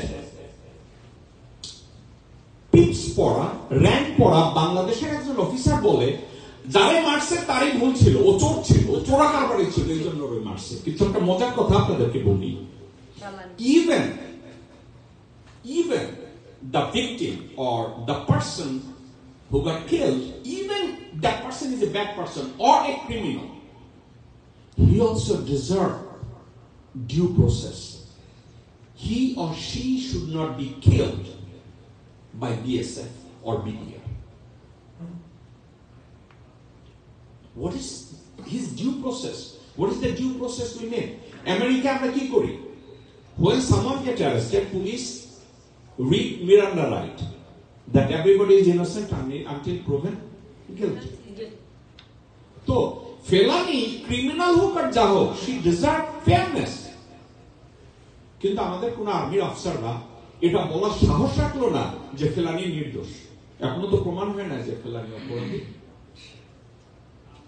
এখন আমি যদি জেনারেল আজিজ বা জেনারেল শফি বা জেনারেল মইনের মতো লোকরে বলি সোনাবাহিনী কুত্তার বাচ্চা, আমার দোষ হয়ে গেছে। যে খুব গালি দেয়, যে খুব বালা না, সারাপুত আমি ভালো হইতে চাই না, তোরা কুত্তার বাচ্চা, তোরা আমার ফেলানির জন্য দাস নাই, আমার ফেলানির পক্ষে তোরা একটা কথা কস নাই। আমি ধরে নিই আমার বোন ফেলানি খারাপ ছিল, কিন্তু এটা এখনো প্রমাণ হয় না আমার বোন ফেলানি চোরা কারবারি ছিল না খারাপ ছিল। When BSF killed my sister Felani at the border and throw her dead body on the barbed wire, none of the armed forces services or member of the armed forces services or any stupid fucking government official said one word about the killing. I condemn all of the motherfucker holding that position at that time. Kill them. No divisional commander, no brigade commander, no company commander uttered a sentence in favor of Felani. The poor girl got killed and her dead body was on the barbed wire. এখন আমি যখন সেনাবাহিনীর লোকজনদেরকে গালি দিই, আরে ভাই, probably my nephew is in army, probably my niece is a commissioned officer, a major, a lieutenant colonel or colonel. I'm not cursing my niece, I'm not cursing the good one, but do we really have any good one in our forces services? দাঁড়ায় দেখে যে আমাদের দেশের 18 কোটি মানুষের ভোটকে ডিসএনফ্রাঞ্চাইজ করা হইতেছে, তারা ভোট দিতে পারতেছে না, ভোট কেন্দ্রের পাশে যেতে পারতেছে না, কোন জায়গায় দাঁড়ায়া ভোট নিয়ে কথা বলতে পারতেছে না, আর্মির কোন একটা লোক দাঁড়ায় কি বলছে এটা করা যাবে না? বলেন। আমি আবার ফিরে যাই, মেজর জিয়া যখন টের পেলেন যে জামজুয়া এমন একটা কাজ করতে যাচ্ছে আমার দেশের মানুষ ঢুকবে, সে কি করলো? রিভোল্ট করেছিলেন কার এগেইনস্টে? জামজুয়ার এগেইনস্টে। As a matter of fact, it was not against Lieutenant Colonel Jamjua. It is against the government of West Pakistan. He said, you know what, I'm going to take the risk for the sake of Bangladeshi people or for the sake of people of East Pakistan. Today, we have officers who call themselves second lieutenant, captain, major, lieutenant colonel. আর আমি বলবো তোমরা আমার চেটের বাল।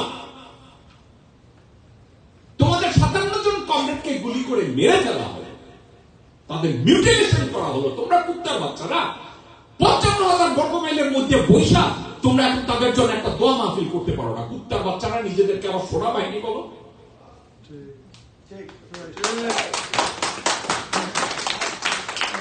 লজ্জা কোথায়? টিটু রহমানের কথাকে আজকে কেন প্রশংসা করলাম আপনারা জানেন? টিটু রহমান একা কথা বলে, সাকিব একা কথা বলে, শরফত হোসেন বাবু একা কথা বলে, তাহলে কত পার্সেন্ট লোক কথা বললো 18 কোটি মানুষের মধ্যে? অনলি 0.01% লোক কথা বলতেছে। কষ্টের কথা বলি, আমরা ফুল পেজ অ্যাড রান করেছি in the newspaper that we are going to hold the event. Full পেজে বিজ্ঞাপন দিয়েছি, ফেসবুকে দিয়েছি, সোশ্যাল মিডিয়ায় দিয়েছি। আমার বোন নীরা কন্টিনিউয়াসলি ফোনে ছিল যে আসেন আমরা একটু মিলাপ করবো।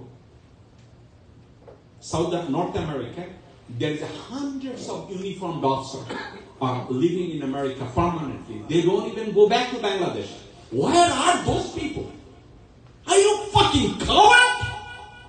Don't identify yourself. You are fucking major, lieutenant colonel, or idiot. None of the motherfucker called us and says we're gonna come and say a couple of words. What's wrong? সব সালারা ফুটি বলবে কি সাকিব বলা না, সাকিব সরকারের বিরুদ্ধে কথা কয়। আরে ভাই, তুমি আর্মিতে চাকরি করছো, এসে তোমার কমরেডদের জন্য কিছু একটা বলো, একটু বলো ভাই। আমার মতো গালি না দাও, অ্যাটলিস্ট এটা বলো যে আমি তাতে রুহের মাগফিরাত কামনা করি। আমি একটা হাসির কথা বলি, আমার বোন দাঁড়াই আজকে শীতকালের ওয়াজ গরমকালে করে দিছে, তবু করছে তো।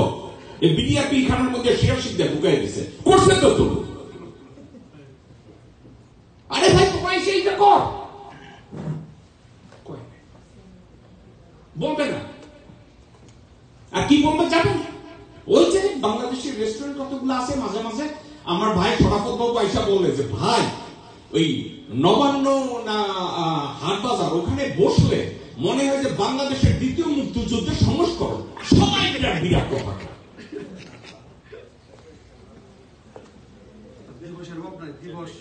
সো আমি আমার কথাকে আমি এক কথা থেকে আমি আপনাদেরকে আমি জানি আমার কথায় আপনারা বোর হচ্ছেন, because those conversations are not fun.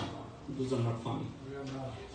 But one thing I can tell you, we all have to raise our voice the way Tito Rahman says. Give Jacob a clap, please. The way Brother Kamal is saying that we all have to act, the way my brother Sharafat Babu says we all have to raise our voice, the way my younger brother Sakib says, the way my sister says, we all have to raise our voice. আমি একটা কথা বলি আপনাদেরকে, একা একা একটু চিন্তা করে দেখেন। আমরা সবাই বলি আমরা কেউ হিন্দু, আমরা কেউ মুসলমান, আমরা কেউ খ্রিস্টান। যে যেই ধর্মেরই হই না কেন, সত্যকে প্রেজার্ভ করা আমাদের দায়িত্ব। আমি হিন্দু হই, আমার উপনিষদ পড়ি, আমি বেদা পড়ি, আমরা সত্যকে রক্ষা করব। আমরা কোরআন পড়ি, আমরা হাদিস পড়ি, আমরা সত্যকে রক্ষা করব। এবং সত্য যদি জানি, আমরা সত্যকে প্রকাশ করব। আপনারা কি বুকে হাত রেখে বলতে পারবেন আপনারা সত্য কথা বলেন? আপনারা, আমরা এখন মনে হয় যে আমরা সবাই জিন্দা লাশ। আমার পাশে দাঁড়িয়ে একজন মিথ্যা কথা বলে আপনারা প্রতিবাদ করেন না। এটা ভাই কেন? একটু বলেন যে ভাই এটা মিথ্যা কথা। আরো একটা কথা, ঠান্ডা কথা বলি, I'm not Islamic scholar, but do you know what Islam theology says? If someone is lying next to you and you stay quiet, and guess what? আল্লাহ আপনার আমলনামায় পাপ লিখতে থাকবে যতক্ষণ পর্যন্ত ওই মিথ্যাটার প্রতিবাদ না হয়। আপনারা কি মনে করেন জান্নাতে যাবেন? কেন? আল্লাহর কুত্তায় কামড়াইছে? মোটেও জান্নাতে যাবেন না আপনারা। শেষ বিচারের দিন মিকাইল দুমুস দিয়ে পিটানো শুরু করবে আপনাদেরকে। আমি হাতে তালি দেব। আমি করবেন ভাই আপনি কেন হাতে তালি দেবেন? আমারে তো বাংলাদেশি লোকজন ন্যান্ড পছন্দ করে না, এটা নিয়ে আমার কোনো মাথা ব্যথা নেই। দেখেন আমি কেমনি কথা করি, আমারে গালি দিবি, দেখ অসুবিধা। তো এই মুহূর্তে আমি I don't want to prolong my conversation. Only thing I am saying that the way I describe, I studied a lot. Do you know why?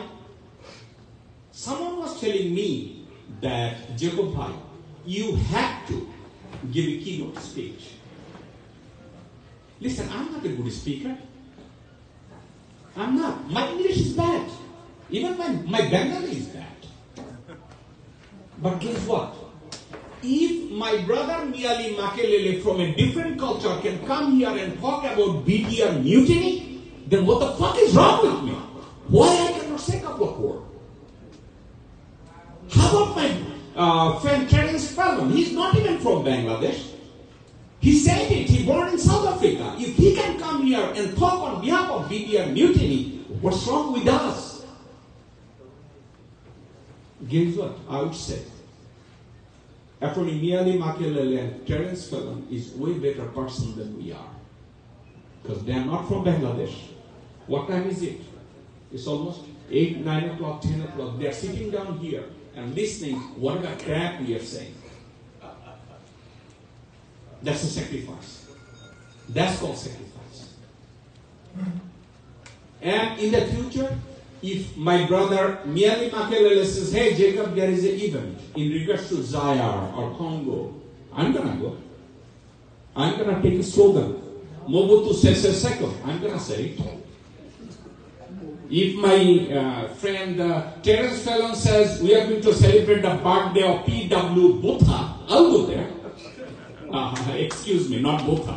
If it is Frederick D. Clark, then I may consider. Botha was racist. Okay. So at this time, I don't want to continue. There's 2-3 people, I'm looking at them. I'll ask them to come to the podium and say things that is going to inspire us. আমি এর মধ্যে আপনাদের কাছে বাংলায় বলবো। আমার কথাবার্তার ভিতরে একটা পয়েন্ট আমি বলতে চাই। জি please.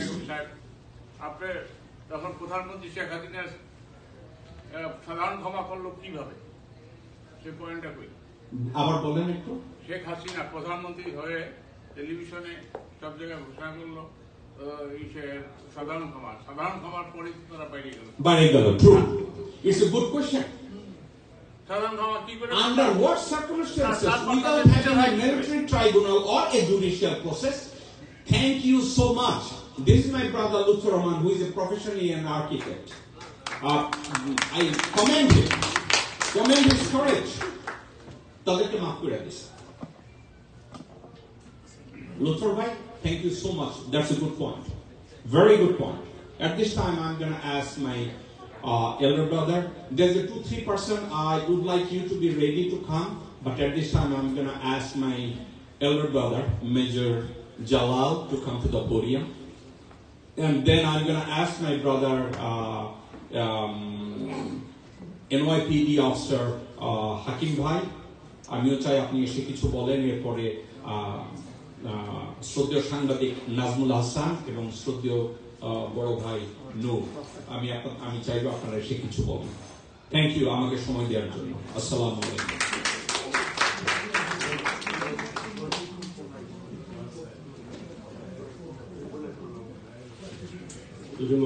Assalamu alaikum. Initially, I requested Mr. Jacob Milton that do not call me. I will not be able to speak for reasons I have explained to him. However, when he was speaking with all the informations that we seldom give, and the investigation and the finding that he has said, many of them is new to me. So I thought it's my obligation to come and say a few words which may enrich his knowledge on the subject. And আমি একটু বাংলায় বলি কিছু, সেটা হচ্ছে যে বাংলাদেশ সেনাবাহিনীতে আমি চাকরি করার সুবাদে বাংলাদেশের প্রথম ব্যাচে আমি অফিসার হিসাবে নিয়োগপ্রাপ্ত হই। সেই সুবাদে আমি বিডিআরে কমান্ডিং অফিসার হিসাবে 4 বছর চাকরি করেছি।